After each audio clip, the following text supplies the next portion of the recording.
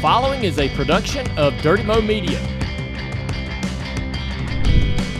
Hey everybody, it's Dale Jr. back again for another episode of the Dale Jr. Download here with my co-host TJ Majors, and we're in the Arby's studio. You get more meal for your money at Arby's, especially with that meat and 3 box. We have the meats.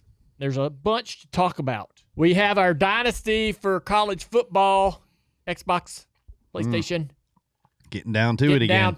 We're in the semifinals for the playoffs. I've taken the UNC Tar Heels and beat the Florida Gators. That was Butterbean Queen. You're pretty happy about that one. I am. I hadn't played Butterbean in this dynasty, but he's a very good player. Beat some people. Beat you. First week of this year. Let's be honest. I beat myself, but yes, he won. First week of this season, he scored more points than you in that game. I don't know. TJ won't say he lost, but the guy he played scored more points. He did. He won the game. He will admit that fact. It's an interesting way to not lose. That's right. I didn't lose, but the other guy scored more I threw 5 points. interceptions. You're going to lose. I didn't lose, but I threw 5 interceptions. Yeah. It's not on me. I called the right plays by players. He didn't win. I threw 5 interceptions. I mean, it's not like That's he did TJ's something. mind works. It's not like he did something crazy good. He won the game. He picked you off 5 times. You know why He me and didn't. TJ get along? Because we He both didn't.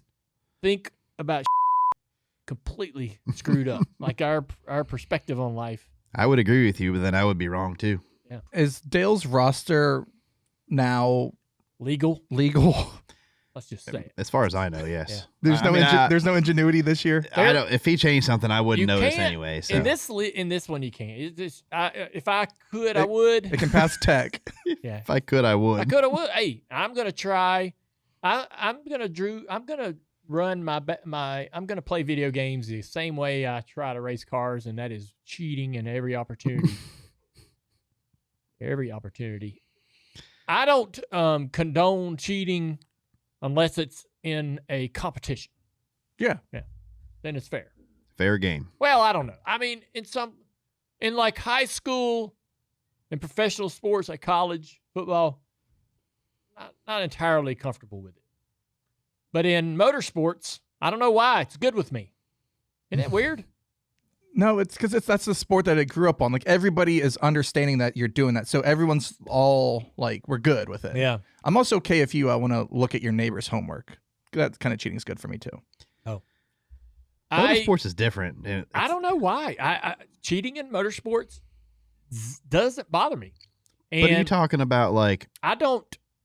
Like, to me, there's different levels of cheating. There's like the blatant drilled holes and stuff, or there is the guys that are trying to like get more out of, like the truck arms when like bolting other pieces onto them and doing, innovative, I guess. Yeah. Is that? This is a big. It's a bigger conversation than just the introduction to the show. But I would say that, in terms of a friendly competition on our Xbox, if there's a way for me to skirt a few rules or do some things a little nefarious, you're looking at the guy that's going to try to do them. We're down to the last 4, I think, in the playoffs. We are. We're down. That's already done, I think. You're in. Houston, who's been hard to beat. Houston's the favorite, I'd say. You're probably number 2 because you've came on pretty good here. You scored 60 points in the last game over Texas. And Miami's pretty solid. I think I might actually be the 4th seed out of this group. I played Texas a little bit dirty. I called timeout with 1 second to go and kicked a field goal to make it 60. Why? You couldn't stand it being a uneven number? Well, first of all, he ran 2 kickbacks for touchdowns, and I was pissed at that. And then wait, I'm sorry. He tried to win the game. That pissed you off. Nerve of this What the guy. hell? I mean, it was 57. How dare you score? It was 57-14. Yeah, sit down. Stop trying. Stop Exactly. trying. That's what I was.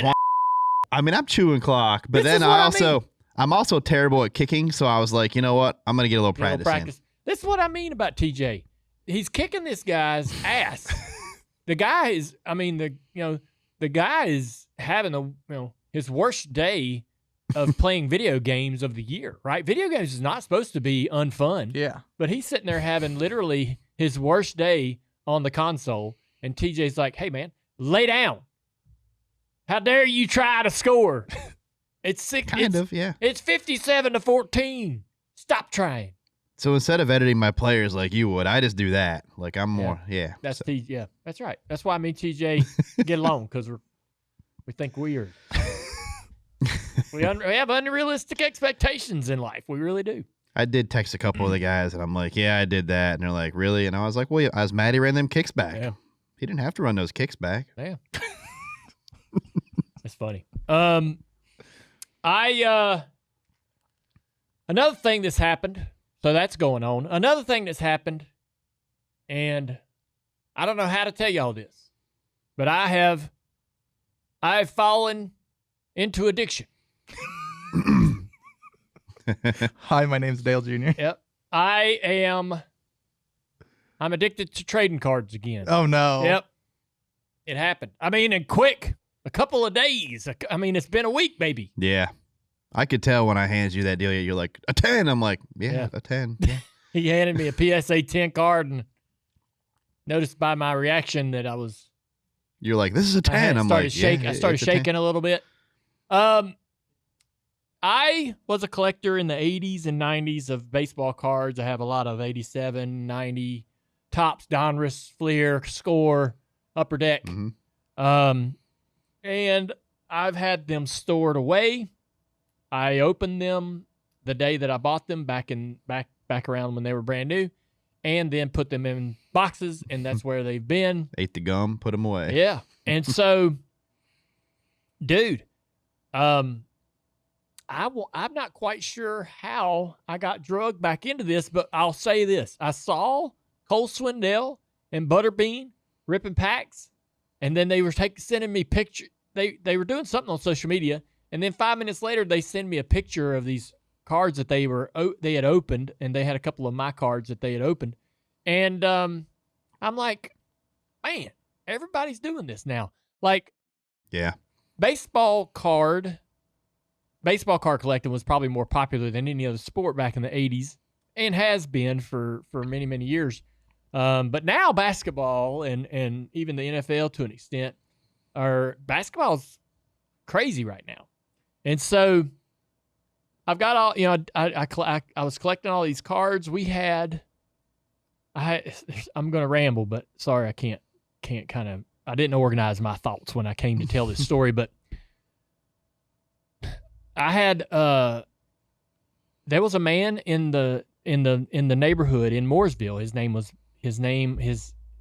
was Max, and he used to be the principal of the high school at one point, or he worked in the school system. And when he retired, he was selling baseball cards out of his house.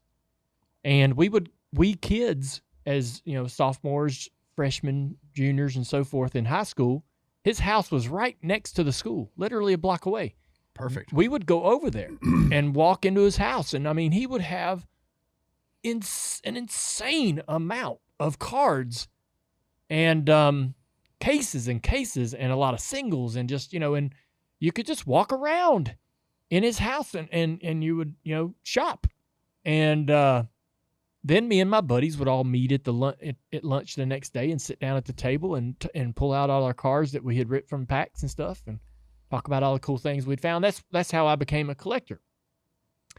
Coincidentally, the 66 Nova wagon that I'm restoring was his car. He owned that car. That was purely coincidental. This guy, Max, had this 66 wagon when it was brand new. He took his dogs bird hunting in it. He drove it around like a regular normal car because it wasn't a hot rod back then. Yeah. Well, now I've come in possession of it through just a pure coincidence, and now I'm restoring it.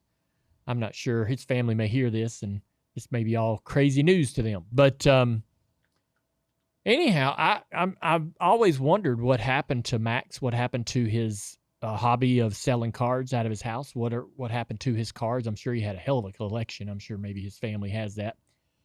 But that was my experience, and then I just completely quit because we entered and we were in, at that time, the junk wax phase where they were overproducing cards and nothing held value and everything tanked.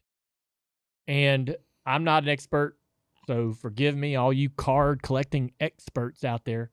But in my understanding is the hobby faded and struggled and has struggled for a while. And right around 5-6 years ago, it had a rebirth. It has had a comeback. And I don't know why, and I know you've been doing it for quite a couple of years now. You got quite a collection. Yeah. Well, it seems like everywhere I turn, everyone's doing it. All my friends are sort of getting involved or have been involved in the last couple of years. And so, yeah, I got drugged back in, man, and it's fun. It's I went to a shop the other day for the first time in years. Bought a couple cases or a couple boxes and ripped some cards, had some fun, pulled some good cards, got into my collection, started thumbing through all my cards. I've got sleeves of cards that I'm going through, and I'm like, damn, this is a $30 to $40 card sitting right here, freaking mint. And so fun to do that, fun to kind of rediscover and get my cards in a little bit better of a protected state, sleeving them up and putting them in top loaders and stuff like that. So, yeah, I don't know. It's fun. And it has me think, I've got an idea. So we do cards with Panini. I get a sleeve every now and then, once a month or so, that I have to sign and send back to Panini and authorize. And I see these, 10 of 10, 25, 50 card sets that are limited edition that I sign and take, and it has me. And now that I'm back into the collecting part and I'm seeing what's working and what's valuable, it has me thinking. And I've got a really cool idea, and I'll let you know more about it. I'll let you know more about it if we are able to do it. But I've got an idea on a particular card that I want to create that I think would be a really badass. So, and that's fun. Like I've enjoyed sort of, even in the last couple of weeks that I've been back into the sort of habit, I've enjoyed like going on eBay and trying to win, auctions, and I'm losing left and right. I'm not trying to win, but it's fun to kind of get into the dance. Juices flowing. Then see, I'm not gonna. I want a con rookie, signed con rookie, the rookie that just broke the 3 points, most 3-pointers made in a season for Hornets, right? Mm-hmm. I want a signed card. I'm gonna probably have to find that in a pack, but you can go on to eBay and see people like selling these things like crazy. And they're going for $700, $1,400, $1,100. Jeez. And I'm like, holy mackerel, man. Yeah. Golly, it's crazy. And that's not even the high stuff, the Cooper Flag stuff. Oh, it's crazy. And the one-of-ones, they're in the $2,000, $3,000, $4,000 range. And these are cards that are brand new, 2025, 2026. It's like, what? Gives me pause because I remember what happened in the 80s when they tanked the whole business. Yeah. They tanked the business. They got to be careful. But the card manufacturers got to be wary of the past. But I'm fascinated by it, and so it got me thinking. While yes, I do want to try to collect cards again and get a fun collection and organize my collection and lay it all out and have it and see what I got. I want to make a card that is insane. I want to be part. I've Panini's made cards and we've sent them race used stuff and they make a card out of it, but I'm not really involved. They make the card and I get them, I sign them and I turn them back in and then they go out into the wild, But I want to make a card. I want to make it from start to finish. I want to physically help them make the card. I want to go to the plant. I want to be there when it's being made and pick out how the card looks. I want to be involved in the whole process, film the whole thing, and see what the draw or demand is for said card. Mm-hmm. Right? That'd be fun. That would be really fun. Yeah. Anyways, all right. So Tyler Reddick, obviously, Tyler Reddick has started the season 3 wins in a row. No one's ever done that. Crazy. It is. I don't know what. It's insane. And he beat the guy that hasn't lost a road course. Yeah, but he was pretty good at COTA. He's ran really good there in the past, so it wasn't like a big shock. But to your point, TJ, he did beat the guy that's won all the road course races here lately.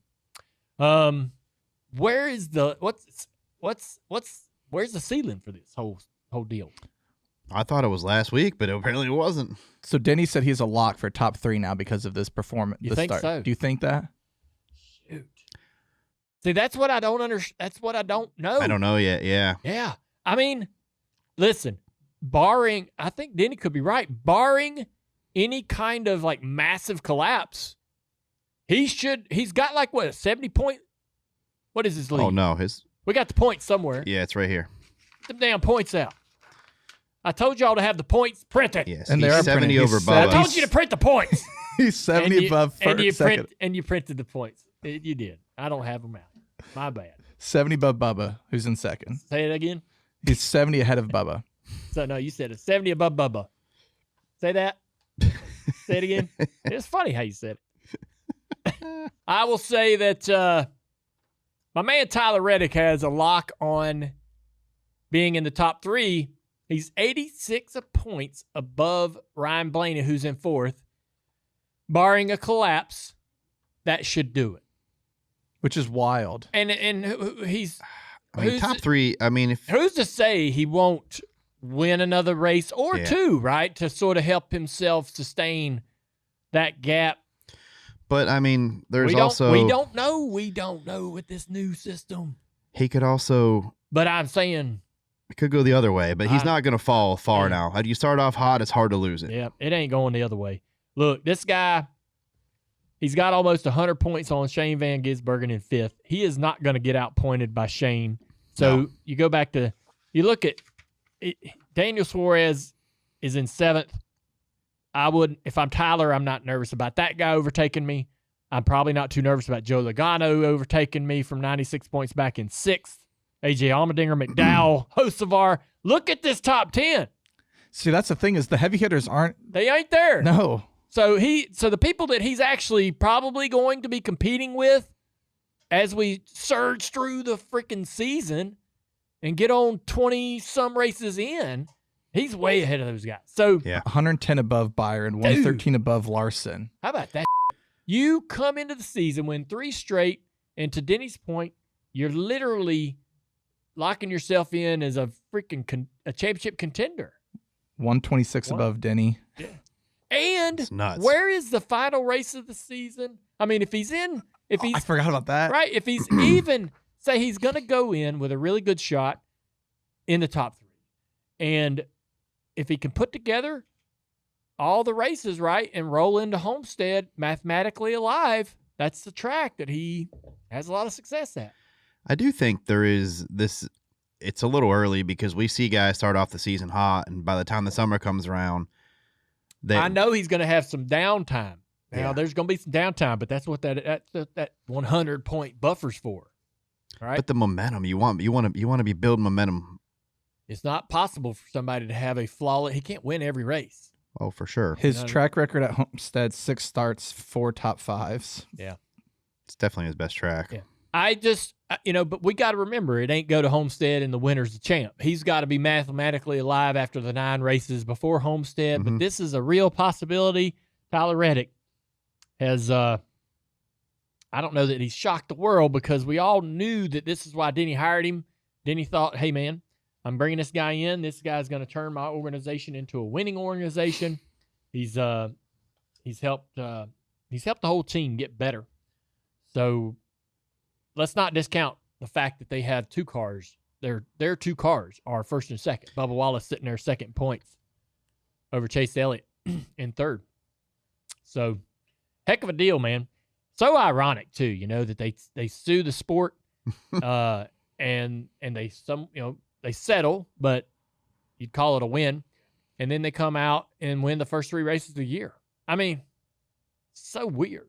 I don't know what's next. But, damn, Phoenix, not a track that I think has been a great one for 23XI. Maybe they kind of come back down to earth because you think about it, the first 3 races are at what one might call unusual racetracks. Right? Yeah.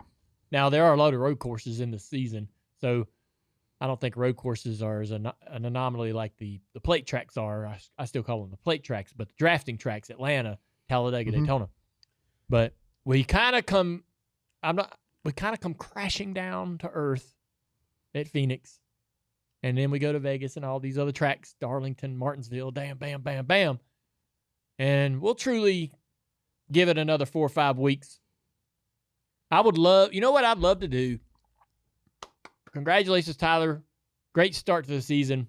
I would love for us to, starting this weekend, take the next, say, 5 weeks and get a little screenshot or a snapshot of what the points looks like in those 5 weeks alone. I want to take these first 3 out. Take the first 3 out. Let's see what the snapshot looks like after about 4 or 5 weeks. It'd be interesting because I think I could then, you can still say, hey, man, Tyler Reddick's a player in the final here in how this thing's going to shake out in the playoffs or the chase. But I would love to take that little snapshot too and see who's performing in that little snippet and say, hey, man, okay, here's some, because we're going to go race those type of racetracks in the chase. For a while. And in the chase. Yeah. Right? And so that'll also help us understand who might make a run. But man, it's a great start to the year. It is really compelling because someone that helped create this point system or help polish and finalize this point system told me that in most cases, when they ran the models, the champion came out of the top 3. So Kyle Larson in 15th, 113 back. You got Denny Hamlin in 23rd, 126 back. Christopher Bell, 127 back in 24th. Chase Briscoe, 140 back in 27th. Mentioning those names. Those are the guys that you might say will be working toward the front, trying to find their way into a good spot for the chase. Yeah. But who's going to be able to do it? The schedule has comers and goers. It's amazing. It is so fun. I've tried to. I didn't do it. I was going to send out a tweet Sunday morning about how excited I was about the race and how I was looking forward to it, but I didn't think people would believe it because they would think it was hyperbole or me just kind of being a fanboy. But I am glued to what's going on. This is so fun. Is everybody having fun? Yeah, I mean, how can you not? I mean, is this not better? It is better. Oh, definitely. Golly. I mean, I'm not trying to sit here and talk about the old point system. But God, this one's fun. Now, we see after 3 races, Tyler Reddick's put himself in this position. We're all intrigued by that. Then we look down through the list. We look at that top 10, Hocevar, McDowell, Allmendinger, Suarez, Shane, SVG. And we look at all of these people and we go, where are the players, man? They got their work cut out for them. And this is what now we get to see who can surge forward, who can recover their year. I would say it's time. Yeah, it's a recovery at this point. You got all these guys that are Larson, Bell. Yeah. Where are they? They're all over 100 Denny. points. They're over 100 points out.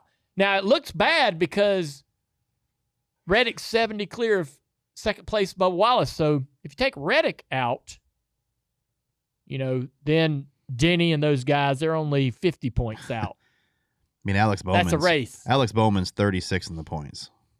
Yeah. That's crazy. I mean, think about had a tough year. Reddick has 45 bonus points, basically. That alone would put him in 28th place just on those. Yeah. I don't see bonus points on here. Well, because each win is 15. I don't know. Yeah, we don't have that. We don't do bonus points anymore. The 15 that are included in the win, that's the points. Yeah, I know. Yeah. We don't call them bonus points. Don't be bringing that back. I'll do what I want. Come on. You just get points for competing. But anyways, pretty compelling to see how this has played out. I'm definitely surprised by the people that are, I mean, it's so hard to win. Up in the top 15 and some of the guys that aren't. Winning those first 2 races that are kind of like free-for-alls and like Daytona is kind of you don't know.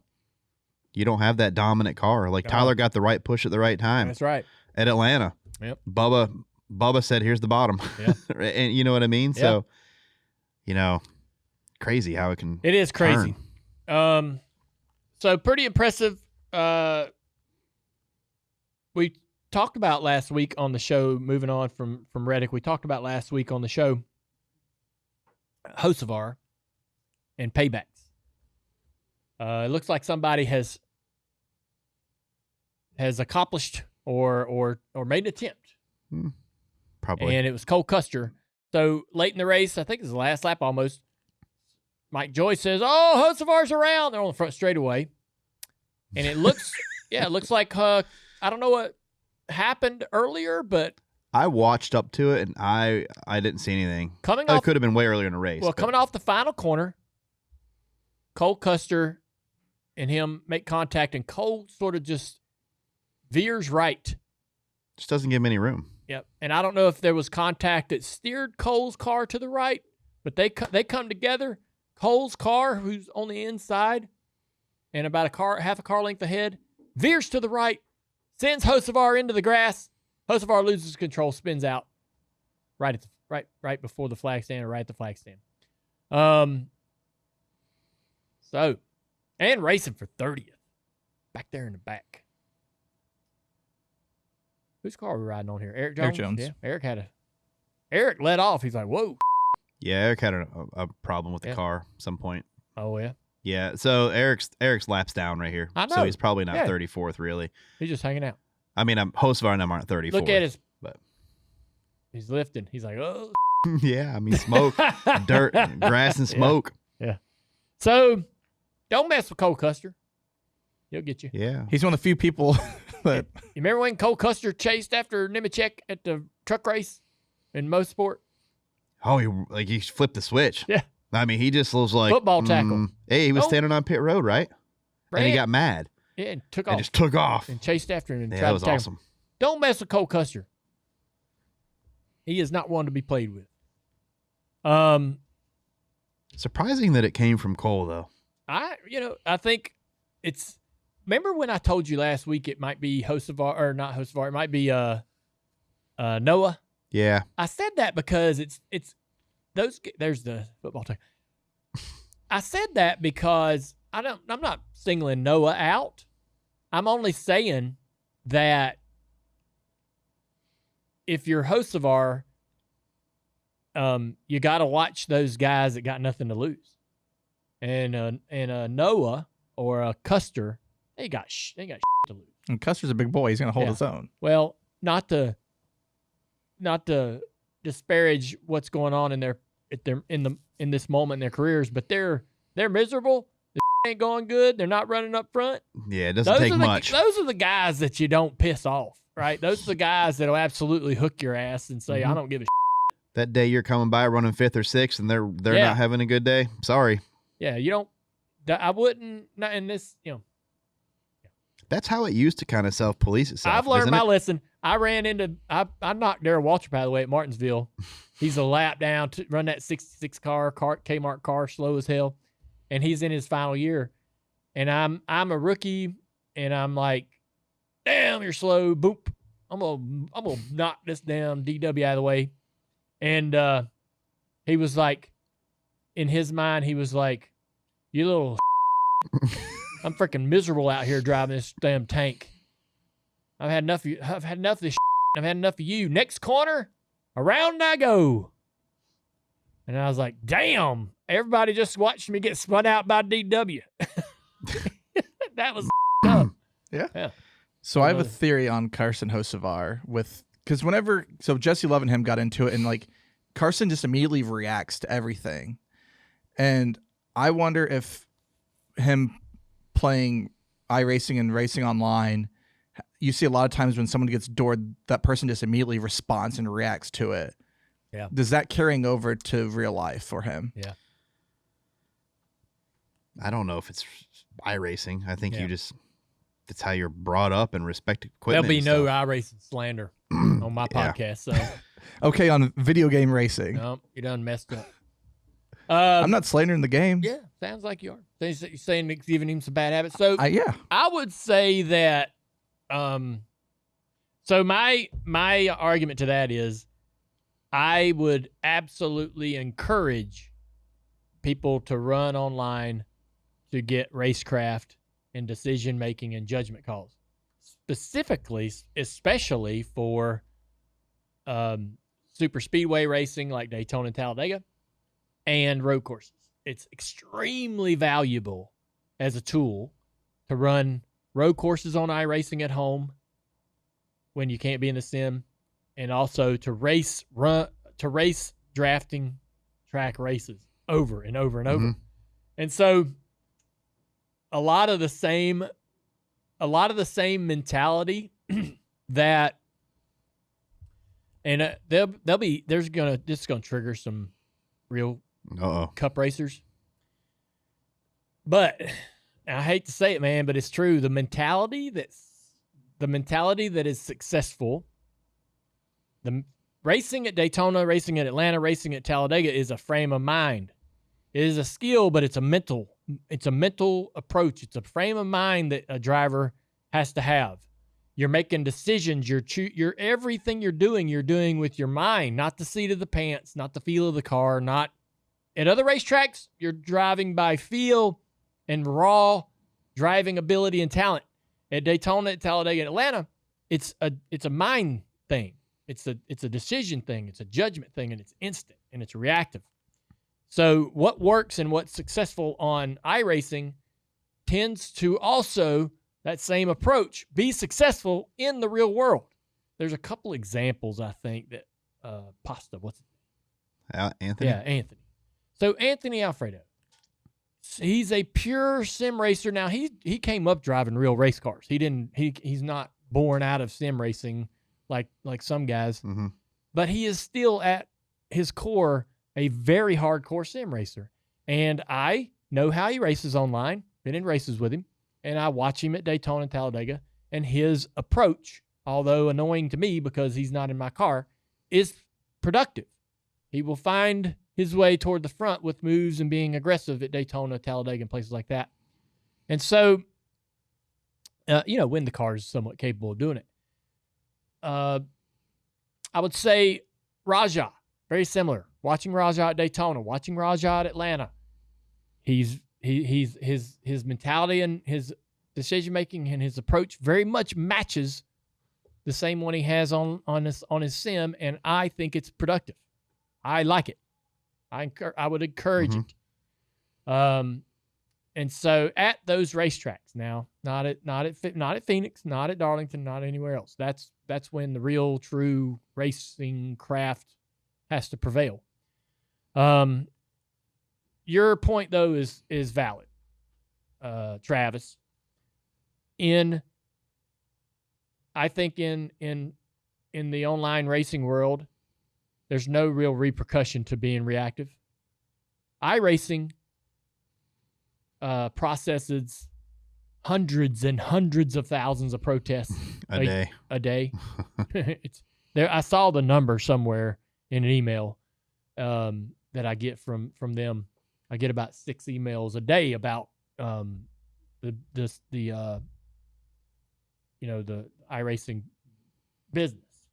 And so there was they had it in a recent vlog or a recent seasonal update release notes or whatever, where they process tons of protests. So there's tons of people out there going, hey man, I was ran over and I'm protesting, and they file the protest, and iRacing tries to sort it out and teach drivers how to race. But it doesn't fix, it can't truly govern people's genuine ability in this day and time to be completely reactive. And I think, there's a lot of things that aid that encourage that. Social media, right? We can read a tweet, disagree with it, and immediately respond, right? And so everything about our world right now is that instant reaction. And so, I would say it's some of online racing that Hocevar has done, but I think it's more about, everything else around us that allows us and encourages us to do that. And we just have to, even today, I'm 51 years old, and I have to sometimes tell myself, calm the down. You need to take a minute. You need to think about this. You don't need to say what you're thinking this minute. It's a valid point. And I used to be very good at that, but I've gotten worse at it, right? Because, we're all, I regret more and do more apologizing these days than I did 10 years ago because we've all become more reactive, right? Mm-hmm. Man, we definitely are reactive. Dude, it's ridiculous. Mm-hmm. And we're all guilty of it. But, I don't, again, still though, I don't want him to change. I don't want Hocevar to change. I don't. Well, it makes it entertaining. God. Until it's you. Till it's me. If you were out there driving and he was entering your race, you wouldn't like it. I know, but it's entertaining for sure. I want our cars. I want to win every race we enter. I do. I want JRM to just win every damn race they enter, and I want all our guys to finish first, second, third, and fourth, and fifth. And sixth when we run a sixth car. But above all that, I want this sport to be bigger than any other sport. I want it to be watched by tens of millions of people every week. And that's where we need Hocevar. We need people like Hocevar. We need people like Connor Zillage. We need people like Ross Chastain. We need people like Denny Hamlin. We need all these very great, awesome, different personalities, right? And we need to be celebrating that. But, on this show, and I have to text Carson all the time. I text Hocevar and I say, hey, we're critical. We're going to be critical. We're going to talk about you. Your job is to buckle up and race and do your best. The noise is going to be noisy. It's when they're not talking about you is when you need to be worried. If you're invisible out there, if nobody's worried about you, concerned about you, pulling for you, caring about your performance, then you're in trouble. And there's drivers out there that fit that bill. And I didn't ever want to be one of those guys.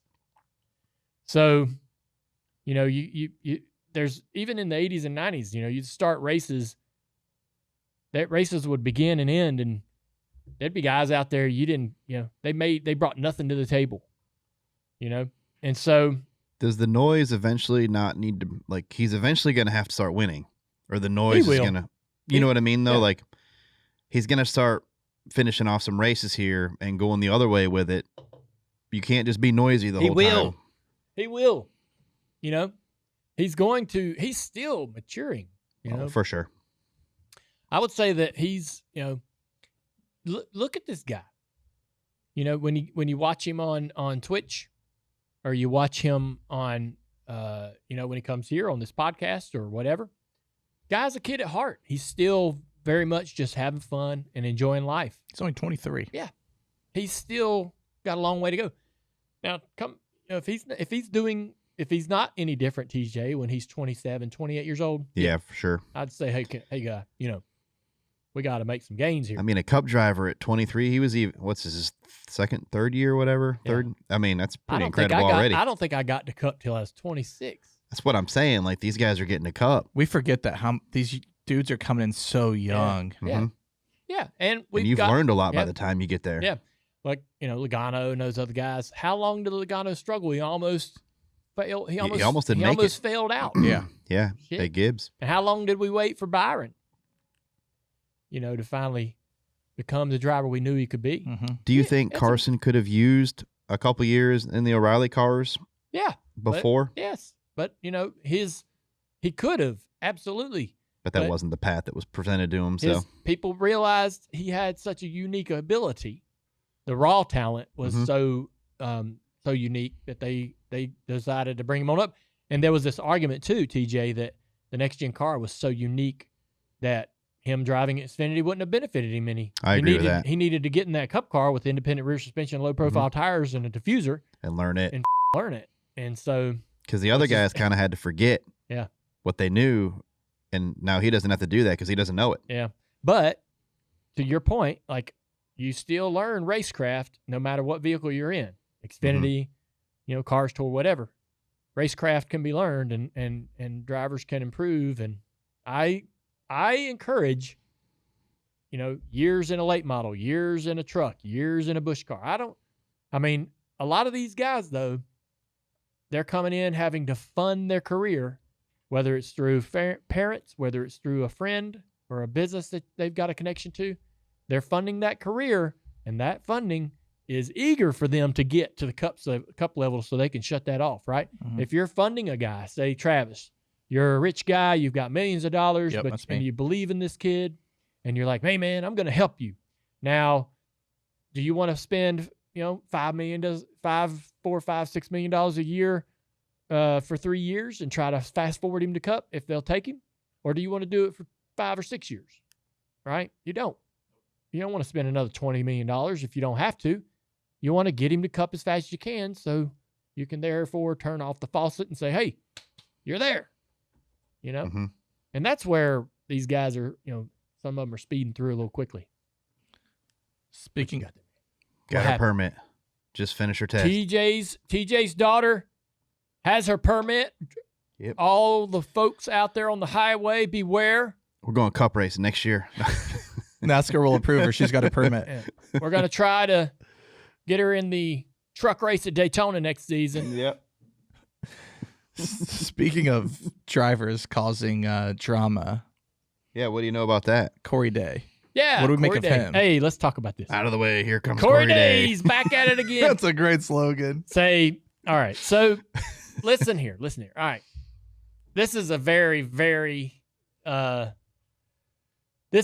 tough situation to be in for me. I met with Corey in Daytona. We talked about drafting. I spent about an hour talking to him, and he is a good dude. Talented. Very talented. Very. Very talented. But Connor Zilic was a little disappointed, I guess, in his demeanor post-race, right? And his, Corey doesn't kind of know exactly what to do in those moments, or doesn't seem to be interested in, owning his mistake. It's always, the splitter was this, the tire was flat, this and that, and other. That's annoying. Well, yeah. And so, but I want to say that I talked to Corey for quite a while at Daytona. He is a good guy, and he's not in over his head, but dude is drinking from a fire hose. He's got a lot of race car, that 17 car, coming out of the Hendrick shop. We share all of our notes with them. Everything that we do well, they know this information. They're a fifth team of ours. Their crew chief, Adam, he used to work here as a crew chief. They're in our meetings. Mm-hmm. Corey Day was in our comp meeting yesterday. Was your engineer at one point. Yep. They're a fifth team. They just happen to race out of the Hendrick building. And that's the way it has to work. That's the way Mr. Hendrick wants it to work. Jeff Gordon, everybody that, we all want that 17 car is a teammate to us. Mm-hmm. And everybody except for the drivers seem to get that idea. And I say drivers because I've got a little story. But before I get to that, Corey has a ton of talent, as you mentioned. He's got a lot of race car, and he's got no experience. And he's run a handful of races last year, and now his car's even better. He's starting to run closer to the front, and he's just in over his skis in a bunch of moments. Did he wreck? Did he go through that do I think he didn't go through the S's and go, man, I'm going to just clean this one car out. But he's in control of the car, and he has to realize that's my teammate. That is a teammate car. And Rick Hendrick owns the car I'm driving, and Rick Hendrick owns the car that I'm going to spin out. And he has to drive his car and control it so that it doesn't cause that accident, right? And that's what we're asking him to do. It doesn't help it was 2 weeks in a row. That was the next thing I was going to say. It's 2 weeks in a row of kind of this, it's 2 weeks in a row of the same thing. And we all got together and we all sat down. Rick had a conversation with Corey, and we're all trying to help him understand, look, man, we want you here. We believe in you. We believe you're a winner. We want to see you succeed. But we have to do this without it being detrimental to each other. And so it's just a process. I know it looks ugly to fans who are watching it. It's hard for our teams. It's hard for it's hard for all our employees to see our car get run over like that, with very little regard. But it's part of the process of trying to school up these guys to become the drivers that we think they're capable of becoming. And, we just continue to press that if you're making mistakes, there are consequences to those, very severe consequences. Corey will have to fix this, or there will be severe consequences. And I thought this was a great opportunity that the message be shared amongst all of our drivers. What Corey's doing is not new. We've had teammate issues in the past. We will have them in the future. When you bring all of these young kids into the same building, they are all on different paths. They are all eager to get that next opportunity. They're all eager to get that call from Rick or Trackhouse or somebody. Any owner. And they aren't looking at their teammate in the car next to them as a long-term relationship. They aren't in a cup team where, Kyle Larson and Chase Elliott have to figure it out and get along because they're going to be racing together for 10 years out of the same building. They're not in that situation. They're here thinking in their mind, well, if everything works out, I'm here for a year or two, then I'm gone. And this guy that's my teammate, I won't be teammates with him ever again. And so they don't try, the drivers themselves, do not try to nurture or create relationships with their teammates. They don't. It's transactional. They get in the race car. They have no relationship to the car. They don't know where the spindles came from. They don't know the history of the chassis. They don't know where it raced last. They don't know where the motor came from, how many races is on that motor. They don't know. When we used to, 20 years ago, we knew all that. Hell, we named our damn race cars. They had That's true. They had freaking personality. They did. We had our favorites. They don't even think about it. And they go out there and they rip the sides off of them and run into things, all of them. And then they come back to the shop and all of our guys unload them out of the hauler, and it's a freaking it's depressing. And this is all happening with one of our freaking cars in victory lane. Yeah. Right? We got a car. We got a guy that's won. We're happy. Got a crew chief. Happier than And then the 3-4 other cars, they're upside down, mad at each other, all over in the garage, fussing. And so that's a wide variety. It is. And it's happened before. It happened at Chicago last year. I had to walk past Connor Zilich and say, hey, SVG shouldn't have raced you like that in turn one. Then I had to go to Victor Lane and say, good job, SVG. Hell of a win. What are you going to do? Are you going to go up to Connor and say, I don't give a shit, he ran you into the wall? And then go up to SVG and say, man, what the f*** did you do that for? What are you supposed to do? Right? And then the same thing at Watkins Glen. Connor clips him, spins out SVG. And you got to go to SVG and say, damn, man, he cleaned you out. And then, Connor jumps and falls out of the car. But we didn't really have a conversation. But so do you feel like after yesterday, things will progress in a better, it is yes, things are, with everything that we said and all the conversations that we had, I 100% expect a clean slate. I mean, a clean slate. Our drivers should have no animosity towards Corey. Corey should look at this as an opportunity to start anew and start to build a rapport and a reputation that he wants to have. And, he's just learning how to handle these things.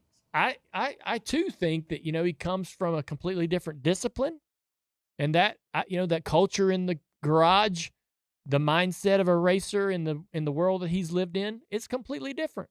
Not better or worse, just different. And so he's coming here and having to learn, like, wow, okay, I got 4 guys out there that I have to race uniquely comparable to the competition.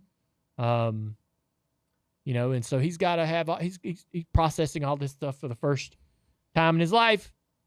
But I think that, a lot of hard conversations were had this week. I expect things to improve. And that, Corey Day isn't the only one on the racetrack in our group making bad decisions. So, we had a lot of conversations this week about expectations, etiquette, respect, what should happen going forward, what can never happen going forward. And again, not a new conversation. We've been here before. Is it easier as a driver from the past? Is it easier for you get crashed by a guy, makes a mistake, you've been wrecked, Kyle Busch, Richmond makes a mistake. Is it easier to handle if you get out and hear his interview and just be like, yeah, I just got in there, I just got in there deep and got loose and I didn't mean to do it, just racing hard. Is it easier to hear that than it is a bad place for a tire to go? Well, I was the pan was dragging and I hit him. Like, is it easier just to hear a guy say, man, I just messed up? So yes, 100%.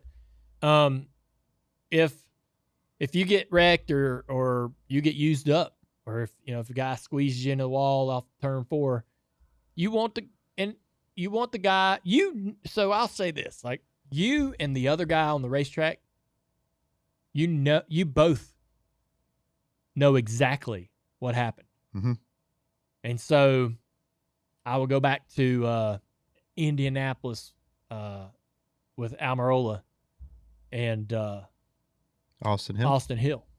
They both know more than they both know more than anyone in the world exactly what really went on that racetrack. They know the truth.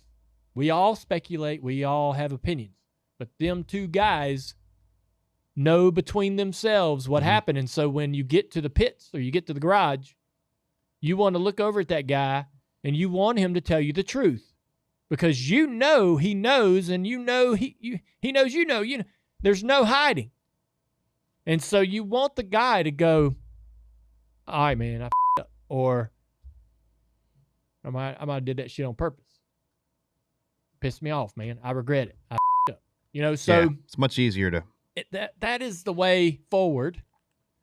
That's the way to keep things from festering. And it's hard to do. This is some of the best advice I read somewhere. Somebody gave it to me.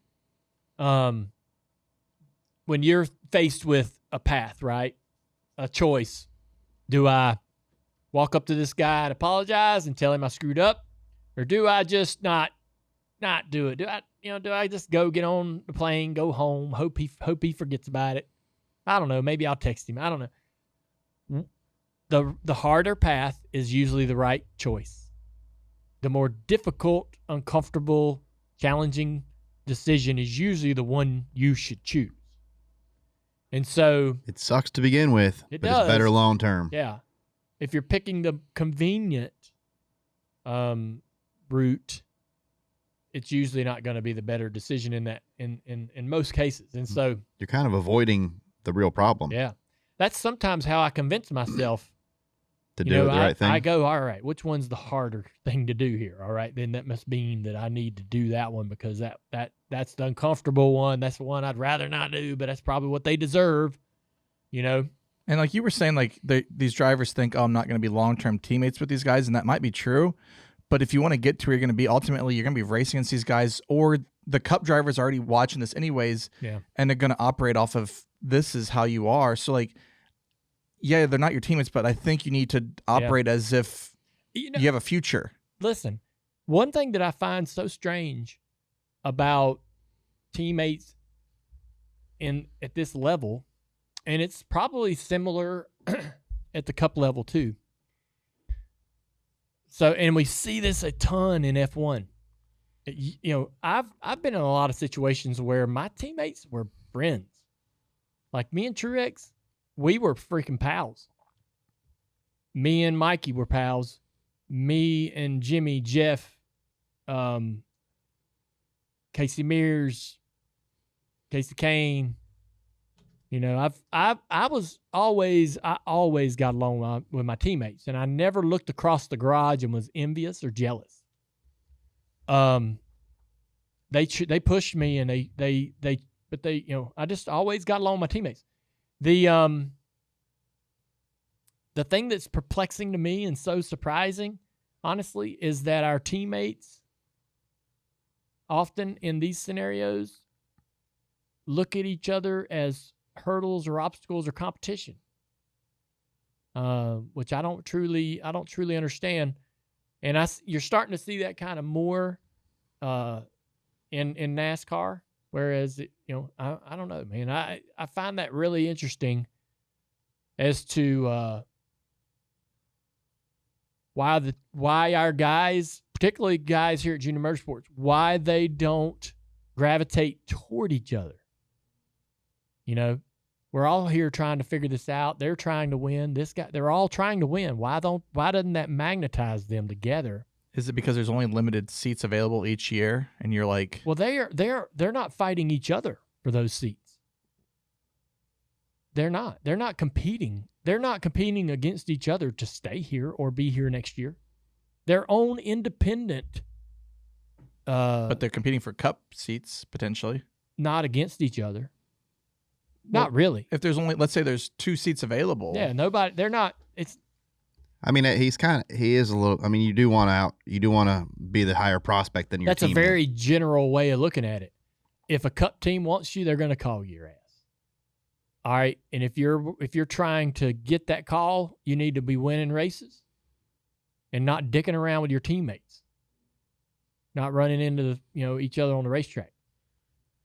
And so, when you bouncing off your own damn teammate, no cup owner is going to look at that and go, yeah, I need that in my organization. Yeah, but that's not how you look at it sometimes in the seat, though. That's how freaking owners look at it. Are you worried? No, I'm not saying owners don't look at it. One minute you're worried about what the owner's thinking, and the next you're not. Yeah. Pick your side. I agree.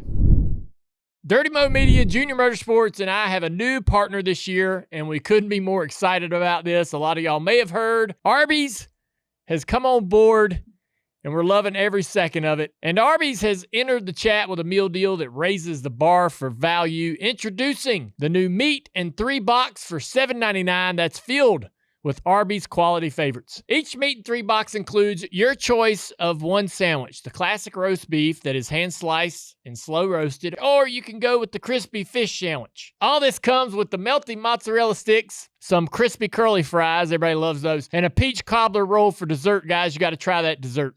It's really good. And you get a small drink. It's called Meat and 3, but you're actually getting 5 items, all for only $7.99. Nobody out there is giving you this much value for your money. This is a value meal that won't leave you hungry. You don't have to settle for less when you get more from Arby's. Available for a limited time at participating locations while supplies last. Prices may vary. Get your Meat and 3 box at an Arby's near you today. Tyler Reddick joining the Dale Jr. Download here. Congratulations, 3 in a row. Yeah.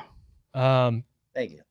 We were sitting here having a conversation around why do teammates and you were in this, you worked here at Junior Motorsports, you worked at RCR. Why is it that at that level, the teammates don't create the rapport that you see at the cup level? Like you and Bubba Wallace are each other's biggest fan, right? If you can't do it, he wants to, you want to see him do it and vice versa. And y'all strive, y'all push each other.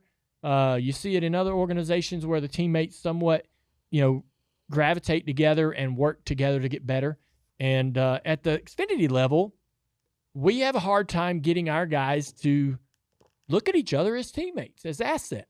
They look at each other as competitors and actually race each other harder than they race the rest of the competition. You live that in this very building. What is the deal? I'm trying to figure out, are we talking about a situation that happened here at COTA? No. We're just talking about teammates in general. Okay. So it could be, yes. Corey Day got into Connor Zilic and wrecked him at the end of the race, and then Raja and Quapo had a little a little issue that cost both of them 10, 15 spots. And so, and it's been a constant sort of challenge at this level and in our building at times to have our teammates not race each other hard, right? And try to create some rapport on the racetrack.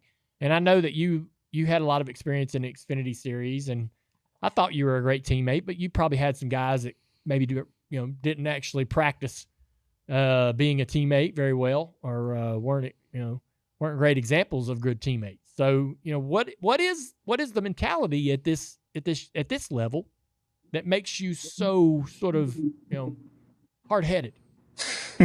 Well, I think naturally to be a race car driver, you got to be a little bit hard-headed, but yeah, I'm trying to think of the things that play into that. Are you worried about the cup level, getting that call, getting that opportunity? Are you so like the blinders are on and you're like, I don't need a teammate right now. I need to just focus on me? Man, again, maybe it's a little unfair, but maybe it's my opinion. I think a part of it, maybe it's just maturity. Yeah. Honestly. Yeah. I don't know. I feel like I was always a little, I don't know. I do feel like I was a little bit different than most when it comes to this.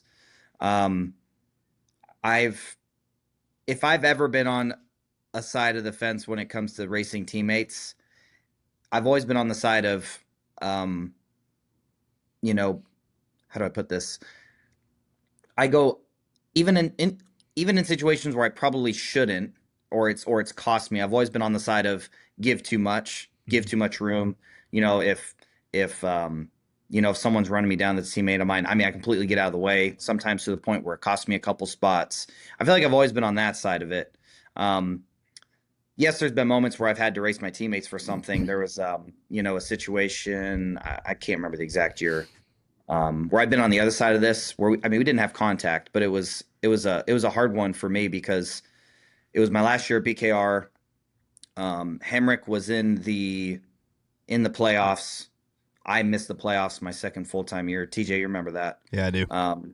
And it was Vegas, and I don't think we'd won a race all year, right? And it was at the tail end of the year. We're up front. We're racing for the win with my teammate Daniel Hemrick, and he's in the playoffs, and I'm like, this is tough, but I really need this win. You know what I mean? So I've occasionally been on that other side of it. But yeah, I don't know. Sometimes I feel like, and it's crazy. You look at other sports, I feel like this teammate thing, the rivalries amongst teammates is more common than it is in NASCAR. Yeah. But yeah, certainly I feel like you do see that more times than not out of teammates, if you will, in like the truck series or as you mentioned, the Riley Auto Parts series. I don't know. I feel like it's kind of case by case, but certainly you're right. I feel like it does. The heads do tend to butt more. Yeah. You think of the things that happen between Sheldon Creed and Austin Hill, or even Jesse Love and Austin button heads at times. Austin Hill button heads. As you mentioned, your situations over there. I wish I could put my finger on it. My best speculation is that they feel like it may be as simple as, when I think about this, it might just be as simple as when the cars are that good, and you're all competing for wins. If it may just be a situation where, as the driver, you feel like, if I'm going to win today, I'm going to have to beat my teammate. Heads up. Yep. And yeah, these situations have happened not in the lead, right? But maybe that's the mentality that the drivers have, is like, I have to withhold, or I have to race my teammates extra hard, because when we get down to the end of the season, as we get ready for the chase, that's who I'm going to be fighting for. These 1 or 2 points week in and week out could be 10 or 15 when it resets for the chase. That's, yeah. I don't necessarily agree with it, but I think that's what's going on. I mean, me and Bubba, since we've been here, we've always been really good about working together. Riley's done a great job with that as well since he's come on board.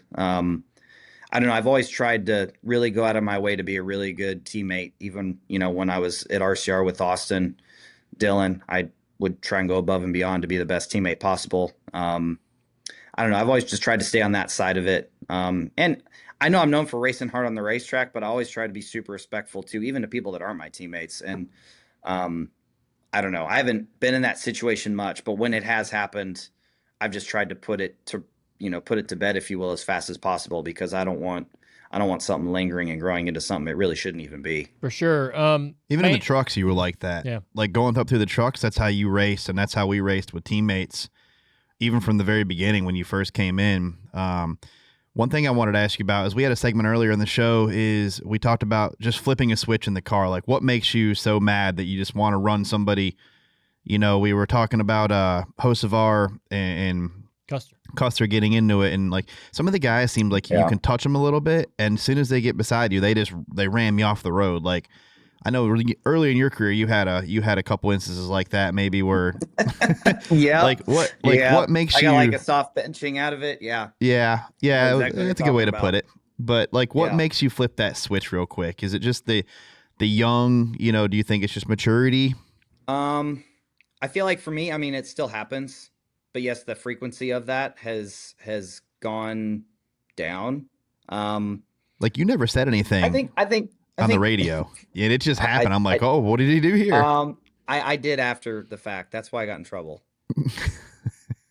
The caution comes out, and then I said, man, I hope that wasn't too obvious. I think I literally word for word said that. And I think, I don't even know what you said, but like it was in the tone of your voice that you're like, oh, we're in big trouble. Yeah, we're talking Pocono. Yeah. Yeah. I think like for me, that Pocono situation years ago, or like me when I've lost it like that, it's been a situation where I feel like when the driver flips that switch, in my experiences, it feels like you're out there, you've ran a clean race, you've done everything right, you've raced respectfully, and then you just get ran out of the way or put up in the wall or just run over for absolutely no reason. I feel like that's when the flip just goes. But as you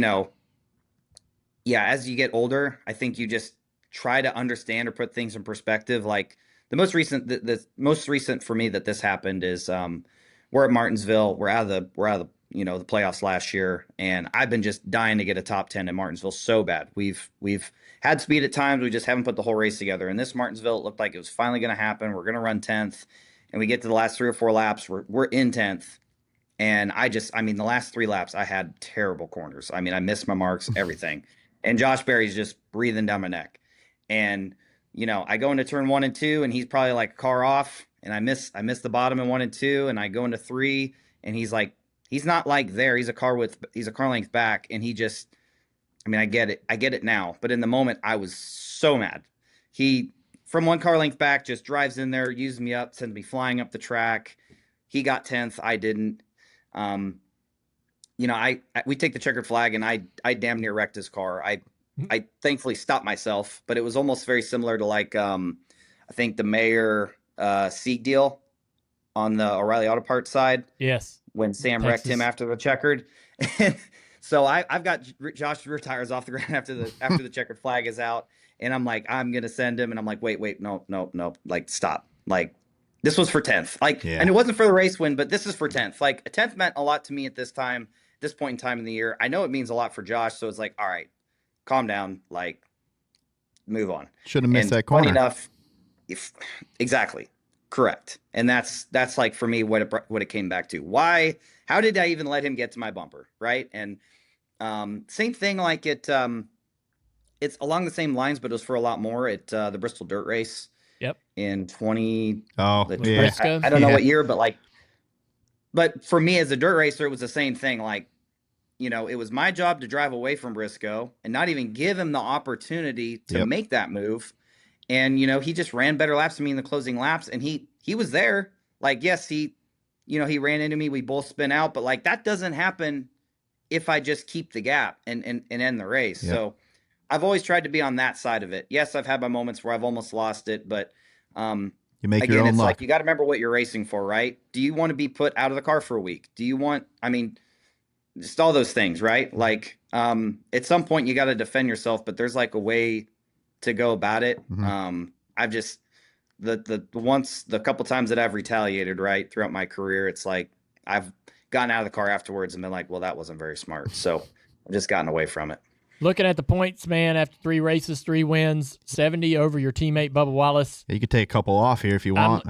What we were actually, I don't know if you've allowed yourself to really study it much, but we were looking at the top 10, and you do have Blaney, Elliott, Logano in there, and nothing against the other competitors, but some of the guys that we would have expected to be competing for the championship are much, much further down the line, and some over 100 points behind you, talking about Denny Hamlin, Christopher Bell, and Kyle Larson. Kyle Larson's in 15th, 113 points out. So I'm sure you guys are having conversations about the position you're in, how fortunate you are, and what your path forward needs to look like. And I've said this I've said this so many times that I believe people are tired of hearing it, but I feel like that if you're in the top 3 going into the chase, you got a damn nice shot at a championship. And anybody outside the top 5 has a really, really, really slim chance at getting anything done. So you're, even though the field size in the chase is large, you're really, if you're a top 3 guy, only racing everyone in that top 5 if everything goes smoothly. So you're one of those guys. Denny said it on his podcast that he thinks you're almost a lock for top 3. I would agree. So, is it foot on the grass? Continue to kick some ass, continue to win races. You got to feel pretty nice, I suppose, about where you sit in this new point system.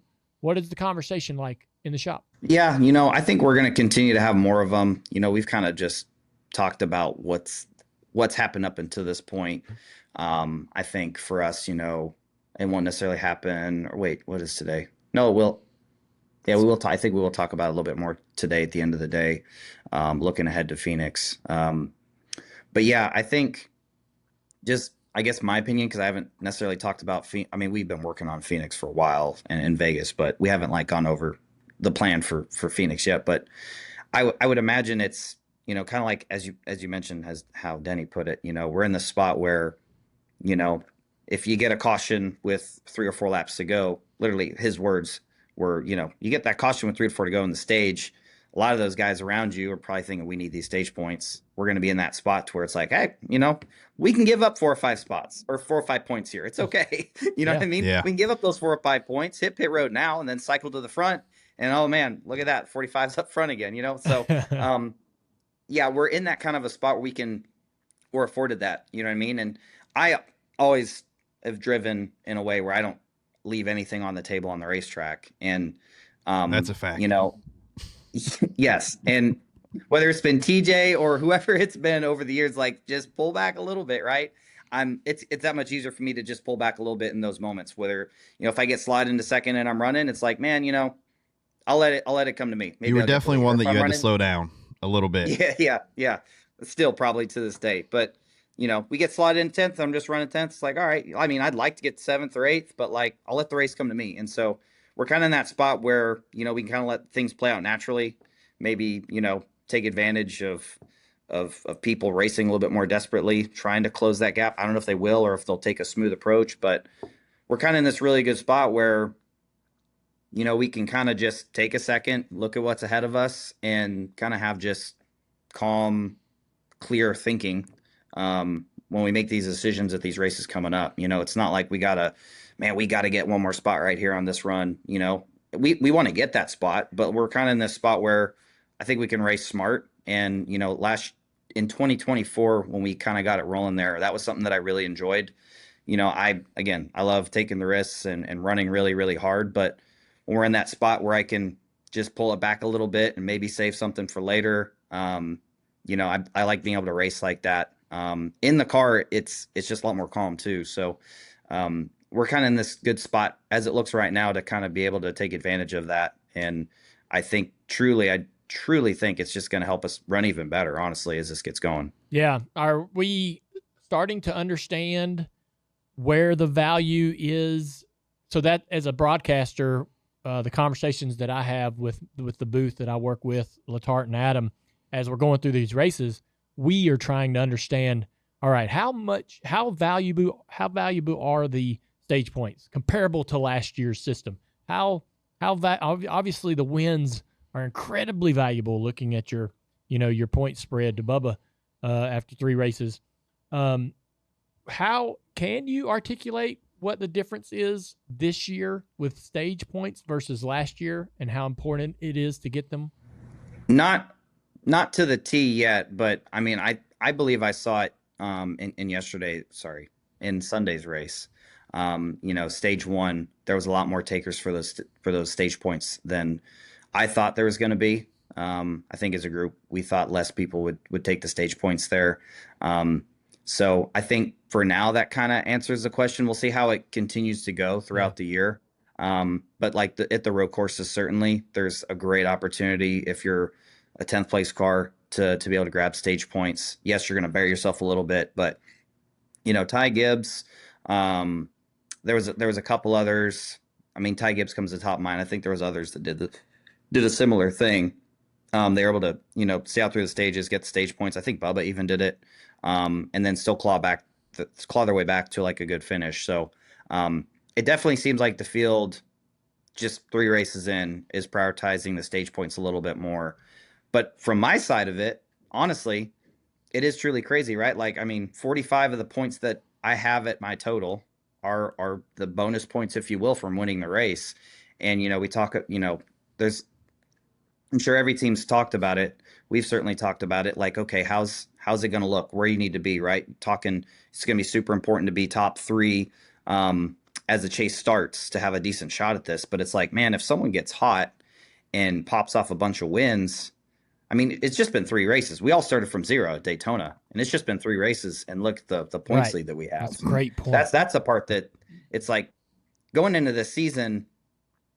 I mean, you never know who's going to do what, but like we've won 3 races. The only 3. And look at I know, but like, but in the course of 3 races, look how many points someone can accumulate over the field. Yeah. And I know we get to like, our 1.5 miles or short tracks, like some of these, big spreads of points won't necessarily happen. It is super speedway racing that we have, but still people are going to have bad days. People are going to have good days. And I definitely thought the field on the point side was going to stay a lot closer throughout the season, if you will. Yeah.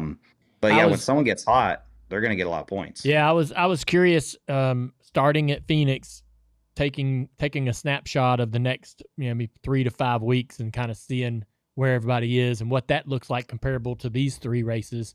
Be interesting to see. Man, it's been a privilege having you on the show over the last couple of weeks.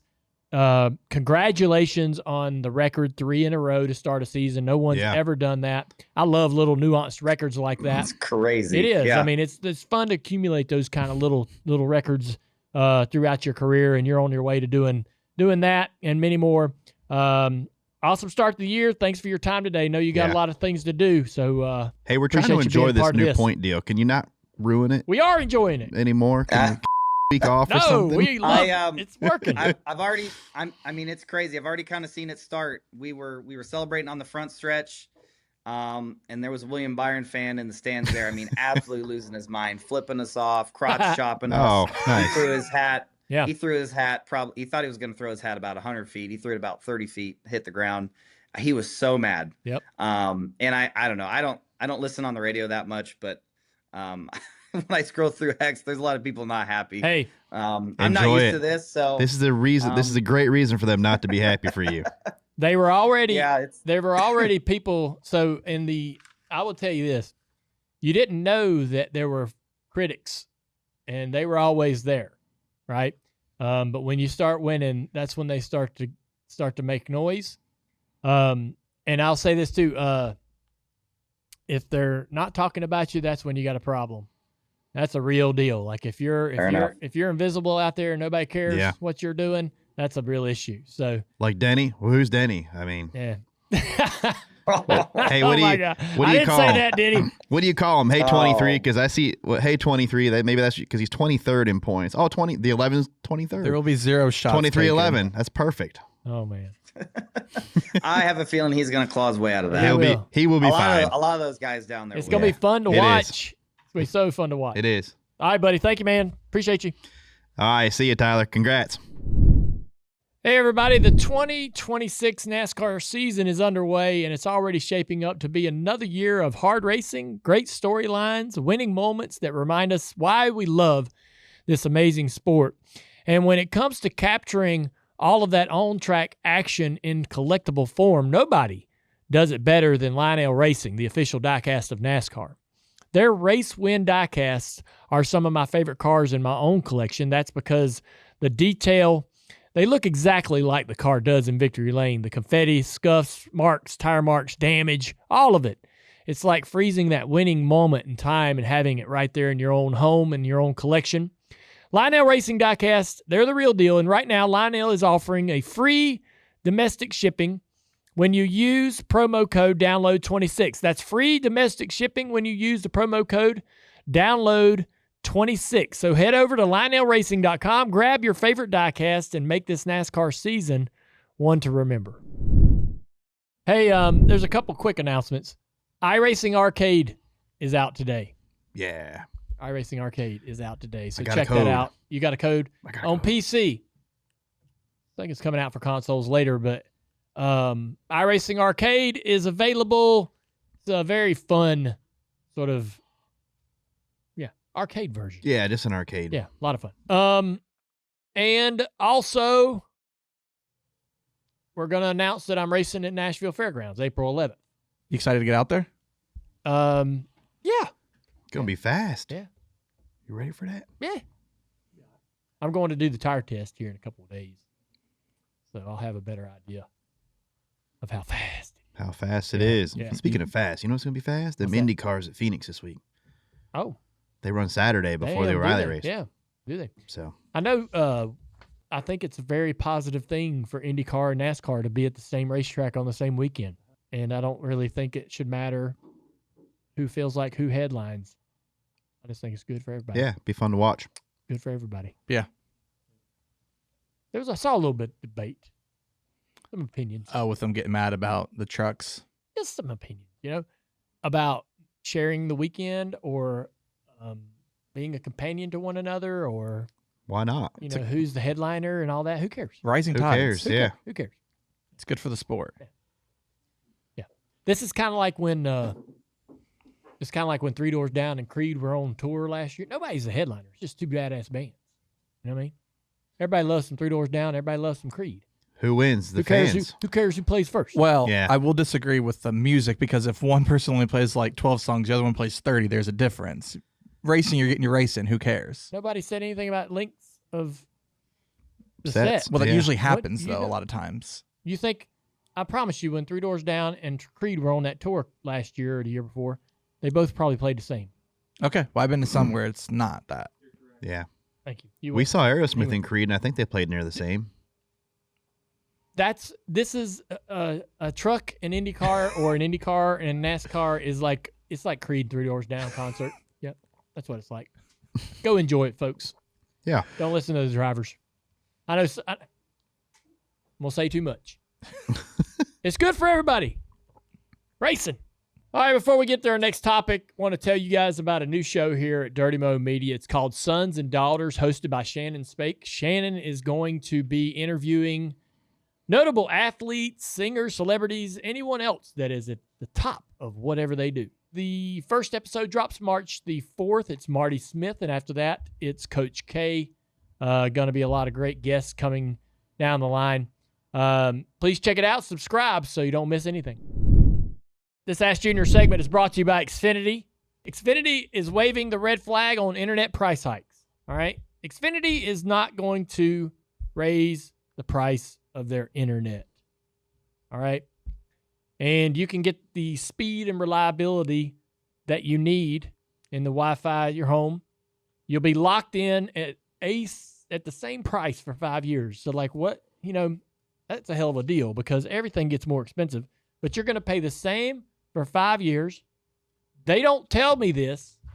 This ain't in the copy, but I'm going to bet you during that 5 years, while you're paying the same price, they're going to give you more speed, because that's just what happens. Infrastructure gets better.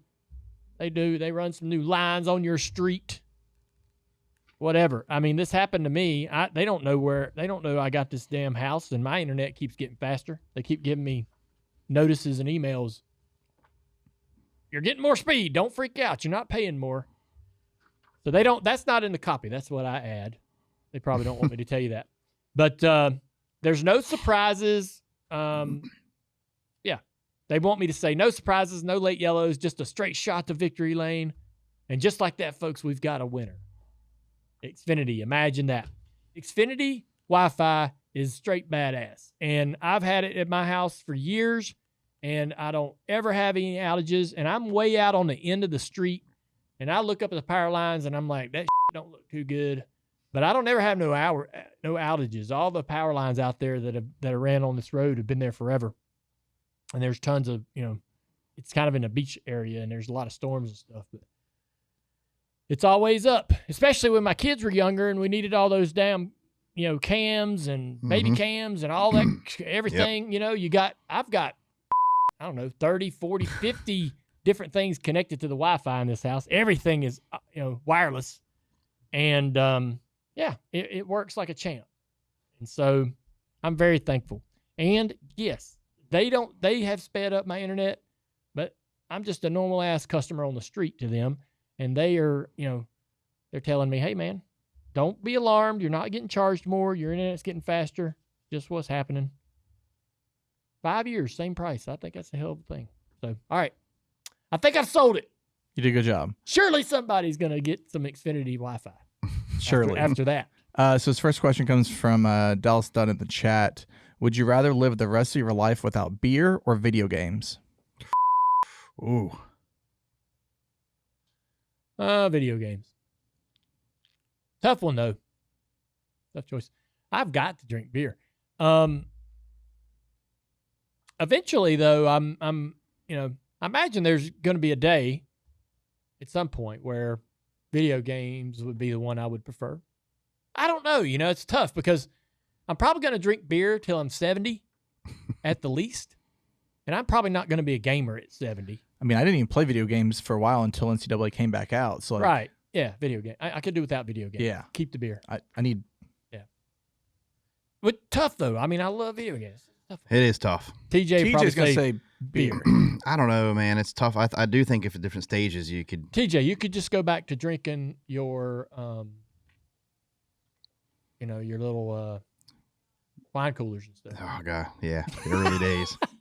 You get these little Seagram wine coolers. Listen, I mean, I'm not going to lie. You get some Boone's For Farm. like the first 2 weekends I moved to North Carolina, I went to me and D. Neal had a refrigerator, and it didn't have anything in it that I would drink. And we went to the grocery store, and I'm like, I'm going to need a 6-pack of them Smirnoff Ices. And give me a Zima. Yeah, and that lasted about maybe 2 weeks, and I'm like, I can't do this anymore. And it was beer from there on out. TJ, when's the last time you had 4 beers in one day? Oh, I don't have a problem drinking. I mean, you. I've got a picture of him at Mr. Z's in Key West at 3:00 in the morning. Oh yeah, and it is hilarious. Even like we were ordering drinks, like I was drinking too I was drinking them fast. Yeah, man. Like he has his days. He'll get on the throttle. What's TJ like drunk? I'm usually happy. He is a happy drunk. Yeah, I'm a happy drunk. He's fun. I need to experience TJ drunk once in my life. Yeah. All right, so our next question.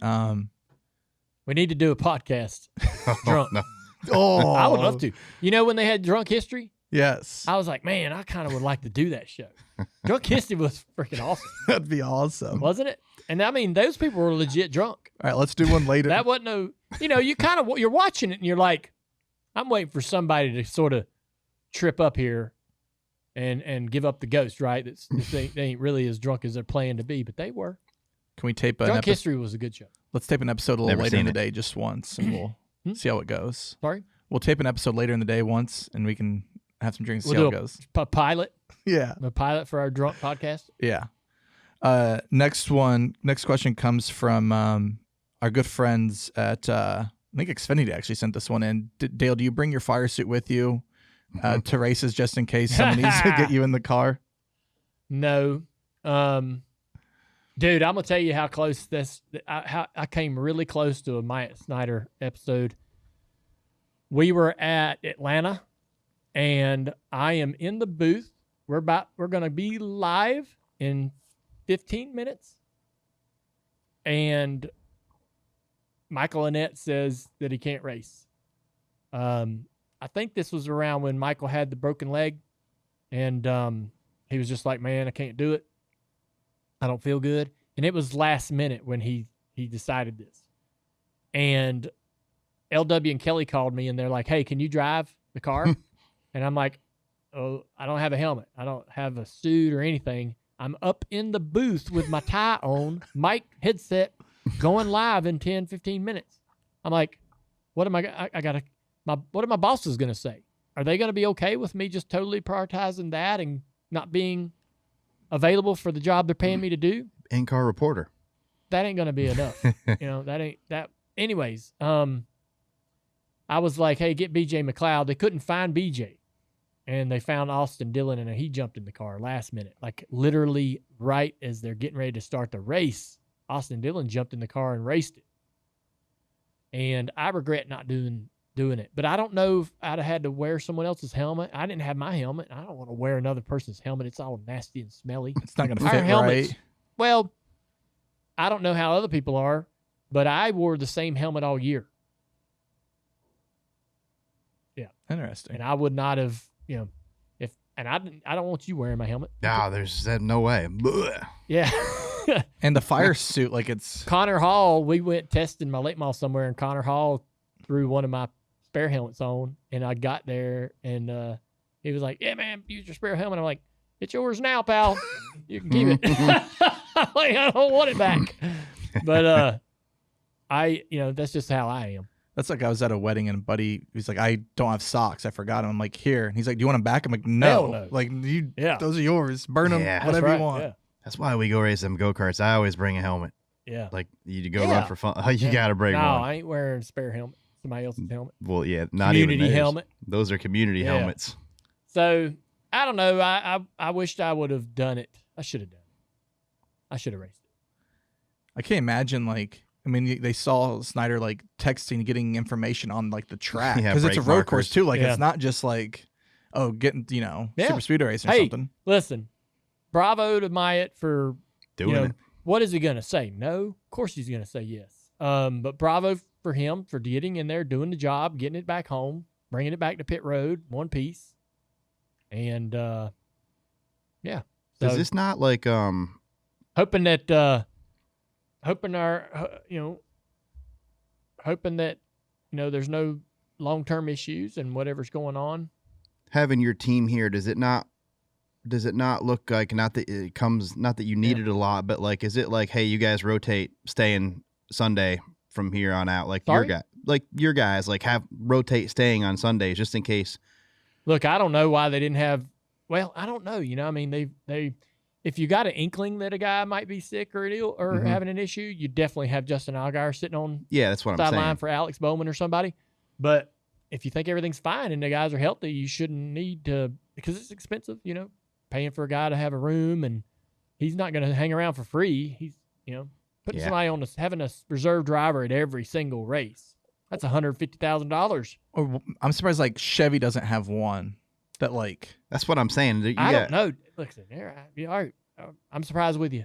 No, because I get for one team, that's going to be a lot every week. But if Chevy, Ford, Toyota each have one, then you can kind of maybe. Everybody's got different shells.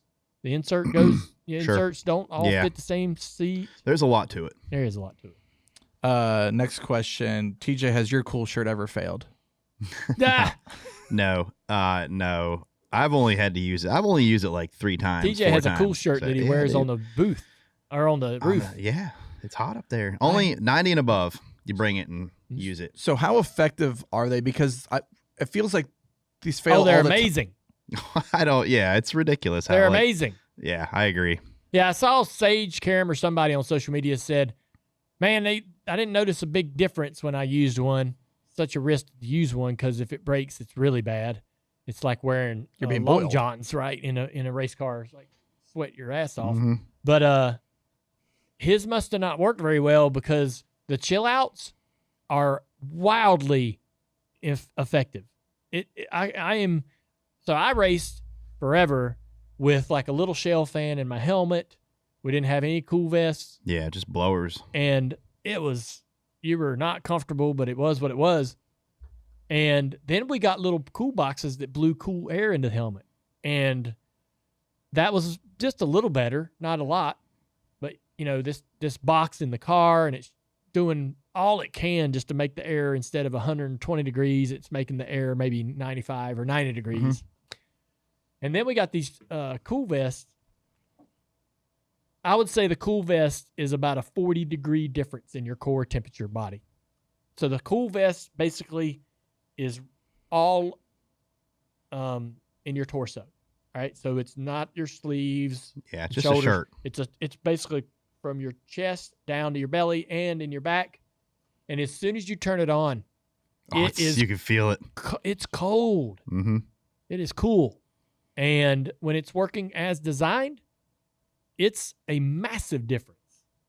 And if I raced in the Xfinity or Cup level, I would not run without one, unless it was maybe 60 degrees outside. Really cool day. Maybe I wouldn't run one, but I mean, in our instance, if you go to the beach and stand on the beach, it's hot. Like you don't ever go there and stand there in just the sun. You get an umbrella or that shade, right?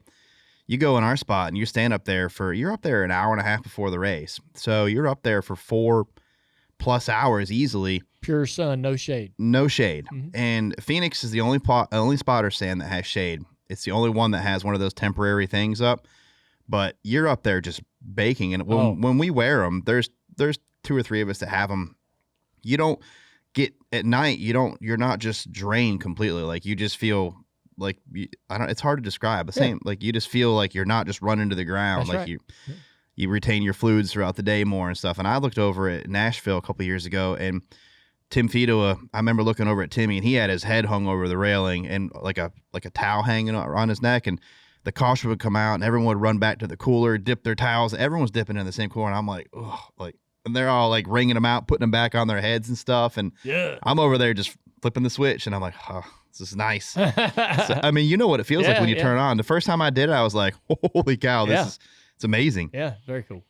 Next question comes from the chat. What did you think of your nieces, Carson and Kennedy, handling potential fight there at Cars Tour? Yeah, that's a fine line. So Kennedy pitches in with the Cars Tour. Carson's full-time in the office every day working on Cars Tour. She's a maniac. Everybody in the series, I believe, thinks a lot of both of them girls and the work ethic and the passion that they have for it. Carson has become an incredible value and asset to the tour. And if it wasn't a junior motorsports car, I mean, I think, they have to absolutely try to kind of keep the peace, but they have to also be careful not to cross the line and be physical themselves. But, I didn't see anything that I would say was problematic, but, they just have to, it's a balance, because they do work for the series. They also have a connection to me. I own the car that won the race that the guy's mad at. Doug Barnes was upset with Caden Quapple after Caden squeezed him into the fence off turn 4 coming to the white. Understandable. I totally understand it. It was good hard racing, but you definitely don't want to have to fence your car. Doug's going to have to probably replace some things on the front of his car. He's probably got to take the rear end housing out and send it off to get it checked. Mm-hmm. It's just a lot of work, right? But it's just called good hard racing. And, so that was the line right there. That was all the way up to the line where it could become problematic for the tour, right? We don't, I'm saying, like, if it got more physical than that, then it's just not a good look for anybody. No.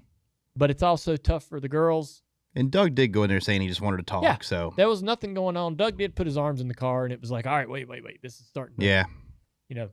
So we'll see. Well, I'm glad it didn't escalate to anything worse than that. And the girls, man, they reacted immediately, and they did a good job. Yeah. So I was more thankful that Travis Quapple stood there and didn't do anything. I was more worried about Travis. because he seems like, if it would have went any further, it'd have been hard to hold Travis back probably. Travis don't mess around. No.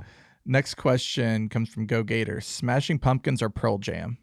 Pearl Jam. Yeah. That's a close one. I played a lot of drums when I was young to Smashing Pumpkins. Man, they're both really good though. Yeah, so good. I remember when Smashing Pumpkins' first CD came out, and how much I listened to that. Golly. Like 1979 one or? No, Shrub Rock, was it? Maybe. What's it called? What? Cherub Rock.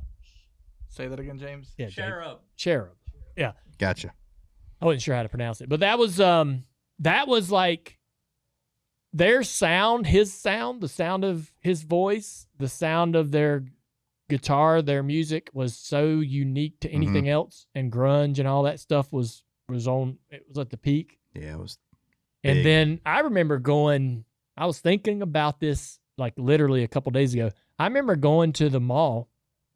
I was working as an oil change mechanic at the dealership, and I remember going to the mall in Hickory, because Dad's dealership was in Newton, and buying Versus when it came out, and walking back to my truck and putting it in and immediately starting to play it. You don't know how fun that was when an album or a record or a CD tape, whatever it was, I think I was listening to cassettes in my truck. They were always hard to open, the plastic on them and stuff. Yeah, sure. But you knew when the cassette was going to release. When it did, you took your lunch break and went to the mall, went into the record store, went and bought it. You walked over there. You'd pick that thing out of the rack, and it'd have this little plastic thing on it, so you couldn't walk out of the store with it. You take it over, and they'd have to like key it out of this plastic. And you'd walk out of the store, rip that thing apart, rip it open, and stick it in your cassette player and turn on your truck, and your entire life was different. Like from that moment forward, that Pearl Jam record or whatever it might be would change your whole disposition. And now you're rocking, you run up down the road playing that thing from forward to back, over and over front again, to back, front to back. What was your first CD? I remember the first time I heard Black from Pearl Jam. I was I thought I knew like all of the hits. Right? I was a big Nirvana fan, loved Pearl Jam, but I hadn't listened to the whole 10 album for whatever reason. And I remember being in a pickup truck. Hank Parker Jr. was driving when he played Black for the first time. He's like, "Hey man, you heard this one?" And I was like, "Damn, this is good." I mean, I know I've got this record. I got this cassette. And I remember the first time I heard Release. Release is the last song on the 10 album for Pearl Jam. Release is one of my favorite songs of all time. And just an incredible song. Sorry. And so I was going to school at Mitchell Community College taking automotives, and my best friend Tommy was in the class, and there was this other kid, and he was in a band, and we went to a strip mall in Statesville to hear his band play, and they played Release, and I hadn't heard Release, and they played it, and it was so good, and I went up to him, and I was like, "What was that song y'all played? It was amazing." He goes, "That's Release. It's the last song on the 10 album." I was like, "Really?" I went and listened to it. You never got to it. I went and listened to it in my truck. I know. I'm like, what in the world? I pride myself on like being on the front end of like that. But I remember the very minute I first heard Smells Like Teen Spirit. I was standing in a buddy's living room, and I went to his house to pick him up. We were running an errand somewhere, probably going to the mall, do something goofy. And we were getting ready to walk out the door, and he goes, "Hey, stop. Have you heard this song?" MTV was on the TV. And they were getting ready to start the video. I remember when that came out. And I was like, "No, I hadn't heard this." He's like, "You got to hear it." And we stood at the door looking at his TV for 3.5 minutes to listen to that video. And it was awesome. My life changed completely in that moment. Do you remember your first 3 CDs that you bought, or first CDs? I had records. Yeah, I know. I'm saying like when it went, like I had some tapes. I didn't have records, but I might have had a record. I had a Beach Boys record. I remember my very first record. It was Hold Me by Fleetwood Mac. Mine was Beach Boys, Greatest It was hits. a 45 single. My first Beach Boys, but my first 3 CDs, I remember I got my first CD player, and it was Rex and Effects, Stone Temple Pilots, and UB40. Damn.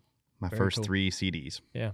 I love that, man. I mean, music, I know I'm not unique in this way. Music, obviously, in my life plays a massive role. Like, I listen to music every moment I can fit it into the day. If I'm in my pickup truck driving the kids to school, we got the radio on. We're listening to music. We're curating the soundtrack for the next NASCAR console game right now, and I love being involved in stuff like that. So it's I have a lot of memories of, like, I remember when I heard this song. I remember where I was, what I was doing. Yeah. Can we request to get T.I., let him know on the new game? It's on the list. I mean, ever since you mentioned it, like, it's good. I play it all the time, and like on TikTok, like everybody might just, like, these kids nowadays don't know how great this song is. So, I will say this: when we're creating the NASCAR soundtrack, we want to have, like, a very diverse. We need females, males, we need country, we need hip hop, rap, we need rock, we need a little bit of everything, right? Something for everybody. And so, like, I like a lot of different music, but I don't know, like, I'm definitely not as tuned in to some of the, like, current popular music that's not country or not rock and roll. And so pop rock or any kind of, hip hop or current stuff, we need to lean on someone else for that, to give us some ideas. But the problem with a lot of sampled music, so if we want a song, we go and we say, all right, we got a lady that's very good at her job, and her name's Allison, and she clears the music. She goes to the record label.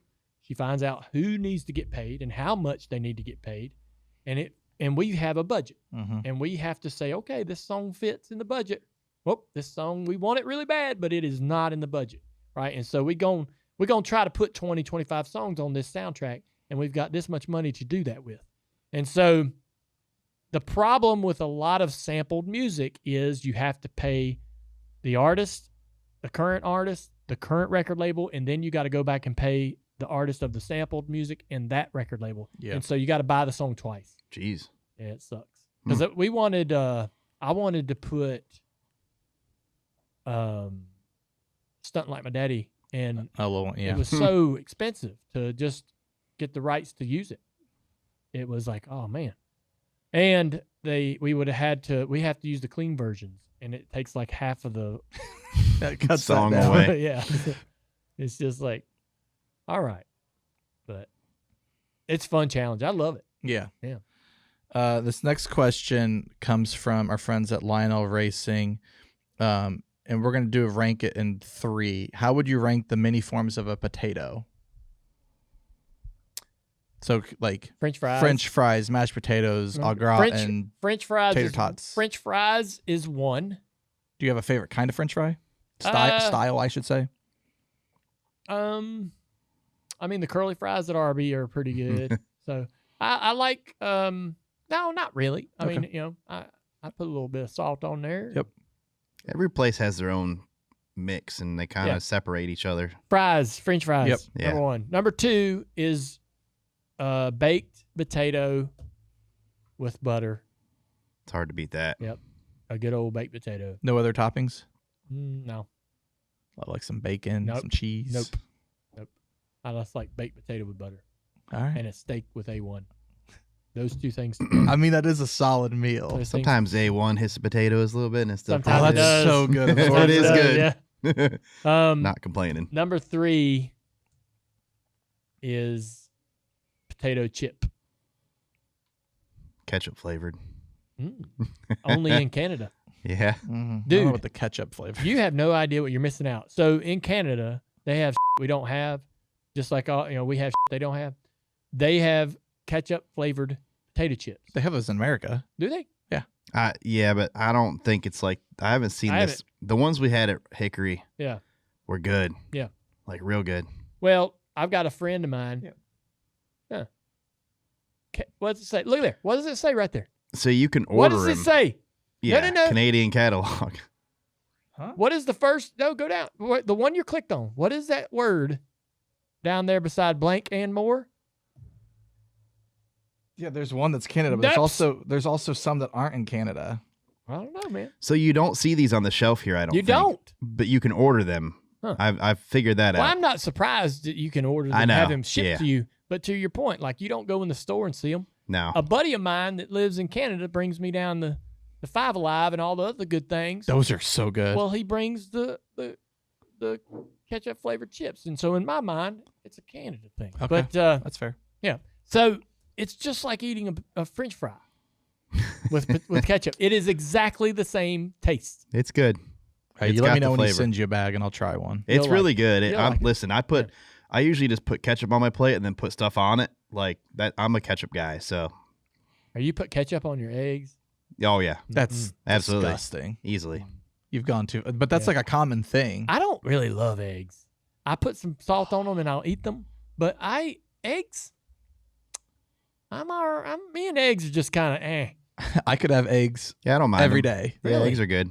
I don't know because there's so many ways to cook it. Yeah, you can mix it up. I agree. There's ways to cook them, but and ketchup goes on all of them. I wish I loved eggs more than I do. I don't love eggs as much as I wish I did. Are you a breakfast person though? I'm not. Now, yeah, if I could eat what I wanted, but I can't. I can't eat what I want. I can't eat French toast every day. I love French toast. That's premier. Like the first thing I learned how to cook. I was so proud of myself. Like when me and Amy started dating, dipping it in there. I'm like, you wait till I cook you some French toast. I thought I was gonna just. That was Michelin star chef over here. Yeah, French toast was the man. Wait till breakfast. My life hack for French toast. Once I cooked her the French toast, she was in. That's what I thought. I got her because I knew how to do it. So I get the Pepperidge Farm French toast flavored bread. So then all you have to do is dip in the egg wash, throw it on the skillet. You don't have to do anything else. Yeah. Do you know that have you ever tried, instead of using egg wash, have you ever tried vanilla ice cream? No, but you need to. You got my attention. If you want to make French toast that'll blow your socks off, knock your socks off. I mean, I can see that. Use ice cream, vanilla ice cream. I will report back. I mean, vanilla ice cream's got all the same ingredients, right? But it kind of caramelizes as well in the pan with all the sugar. Yeah. Yeah. Next question. Well, that's it. That's all. Yeah. Well, we'll talk to you again about Xfinity. They're waving the red flag on price hikes. Red flag. Red flag is out. Green flag is back out for savings. Xfinity Wi-Fi, they'll give you this, they'll lock you in at the same price for 5 years. It's a hell of a deal. It's great Wi-Fi service. Yeah. Straight to victory lane. And just like that, folks, we have a winner. Xfinity. Imagine that. Hey, everybody, you want the latest Dale Jr. download apparel? Visit shop.dirtymomedia.com.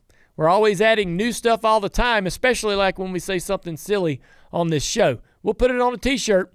Again, check it out at shop.dirtymomedia.com. Hey, everybody, it's another segment of Dirty Mo Doe here. I'm Dale Hart Jr. Still.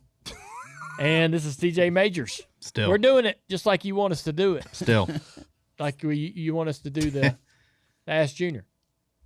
We're teeing it up, man. Easy. We got Russell here. Russell, what's up, man? How's it going? It's going pretty good. Yep. Tim's is here. Hey, what's up? Travis, he's still here. Hi. I've got my FanDuel app open because this segment of Dirty Mo Doe is brought to you by FanDuel. And I've got a little parlay right here for you, a little saucy parlay. It's March. Yes, it's March. It's time for some basketball. It's time to win some money. It's time to grind it out. And we're going to come from behind. We're going to get our balance back in the good. Had a good one last night. Yep. I got a parlay for you. St. John's, Virginia, Florida, Virginia Tech, Louisville, Illinois. Hell yeah. What's minus 263. Minus 260 for the love of. We're gonna win. All right, so I've got one that is 3 legs that is plus money. And it's gonna lose. I'll win, you'll lose. Tomorrow I'll have more money.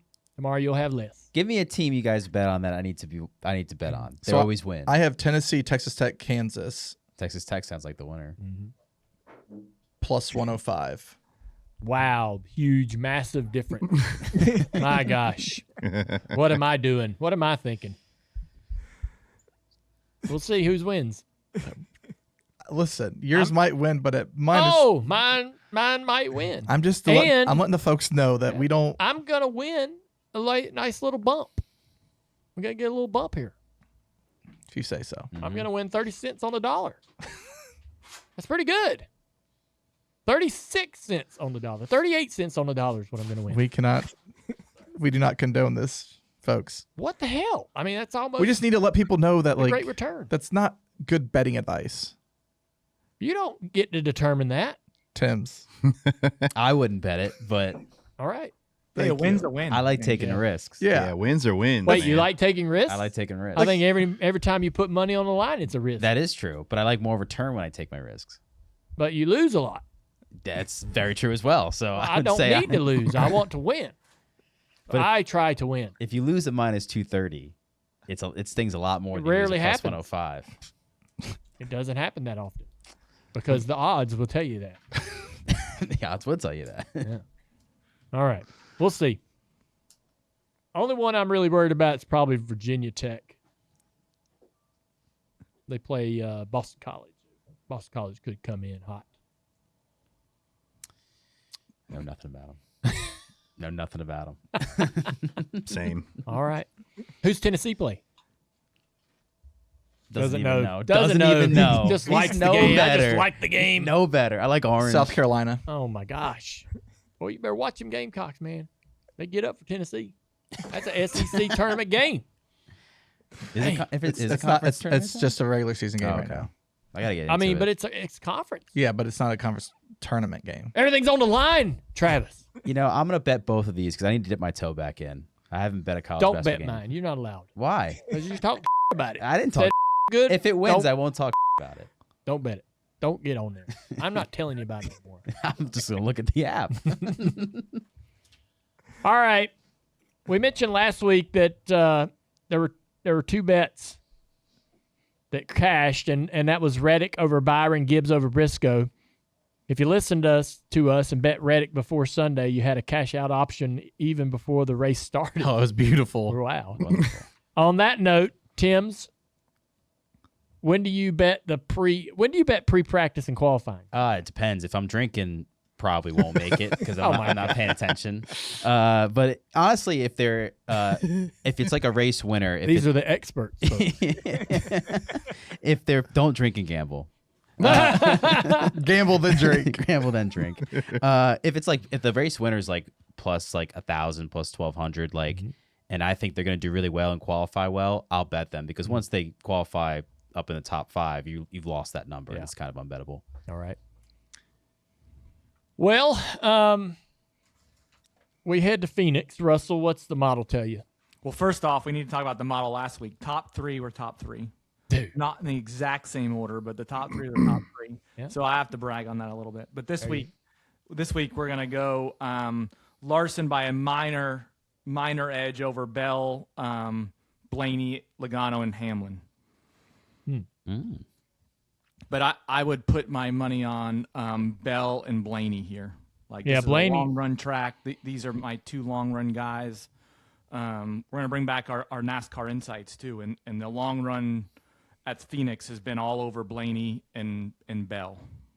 Very good, very good. Tim's, what do you think about these? I like Blaney too. He would be my pick. Yeah. Anybody else? You got your own? I have a little bit long shot. Ross Chastain. I kind of like the speed of those Trackhouse cars. He's good here. He's won here. I'd bet him. He's plus 2,200, I think. So, what do you think about that there, Russell?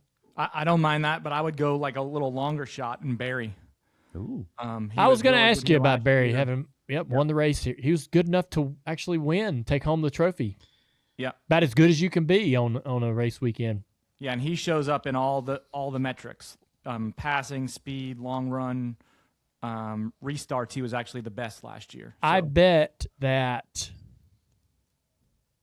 his odds are very juicy because he's been struggling. What about a Briscoe? That 19 car is usually pretty fast at Phoenix.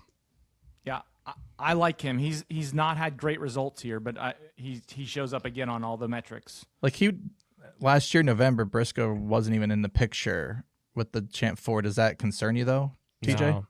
Not really, because that race, the championship races are usually like top 4 guys are always the. Russ, I just remember, what's the tire situation for this race? He was one that had major tire problems last year in the fall. But and it's the same tire as last year, so no option. No, wasn't option it? tire. Okay. But this is the same tire they used here last fall.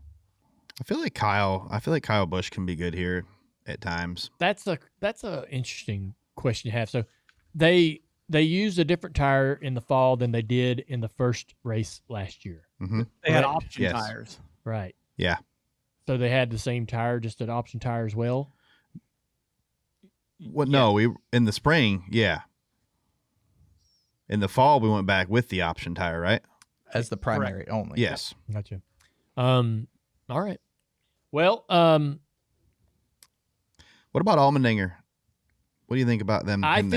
Well, before we move on, I was just saying, like, you got to think about the tire. So you got 2 races last year. You had 2 tires. You had a different tire at one race versus the other, although, that would make me want to dive deeper, I guess, into the statistics around Barry. He wins the spring race. Where was he in the fall? When they made when they narrowed down the tire, so to speak, was that the tire? Was he still, because drivers will run well on specific tires. Yeah. They have tracks they like, but if you look at the real trail of information and data, drivers lock on to particular tires and always perform well when that tire shows up.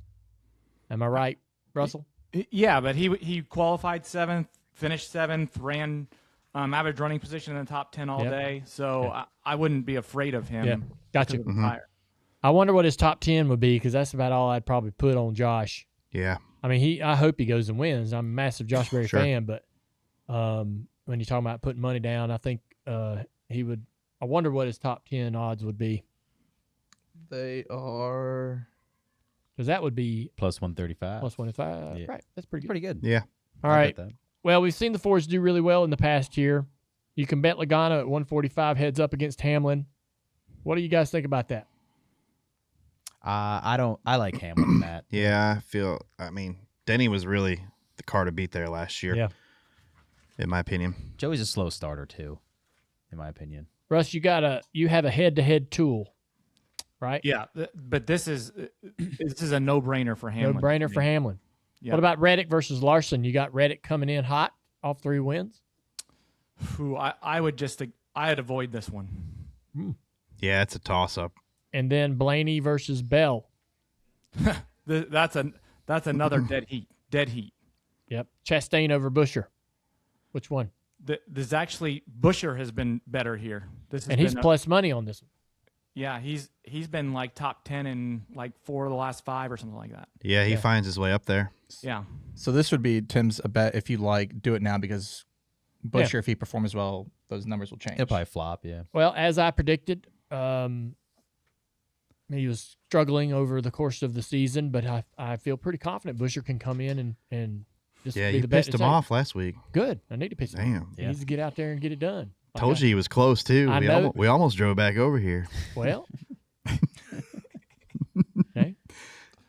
I feel like that he probably would whoop your ass. Yeah, needs to focus on his competition meetings and such. Yeah. Try to figure out how to get this bet over Chastain one this weekend. Yeah. He can do it. He can do it. Yeah. I like Chris Buescher. This is going to be an interesting race. Yeah. To see where this is with the new bodies and stuff too, or like for Chevy, right? Chevy, like this is kind of going to be it's kind of being a see little where bit of they're test. at kind of thing. Yeah. Sure. Do you think we're going to see some drivers maybe press into, like, this is the first race where you're not super speedway road course and they feel like they're in a hole and they got to go do something. I don't feel like they're going to try any harder than they are going to normally. Yeah. Like they're going to go there and try to win. Like, I'll say this: there's nobody. I'll say, drivers race as hard as they can all the time. Yeah, they don't press harder because it's a certain track. Yeah. Now, there's drivers that quit. There's drivers that give up. But there aren't drivers that are out there going, man, I've been running at, 80% the last couple of weeks. I need to pick it up. I'm going to go run 90, 95 this weekend. They're just always pushing as hard as they can until they're not, until they until they lose, until they've lost. Then they quit before the race is over with. But most of them show up at 10/10.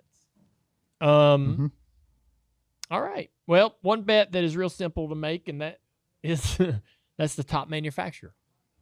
What is that? One bet that is real simple to bet. Well, yeah, I'm just letting the folks know. One simple bet is top manufacturer. Who do you think's going? What manufacturer's going to win? All right. How is it simpler?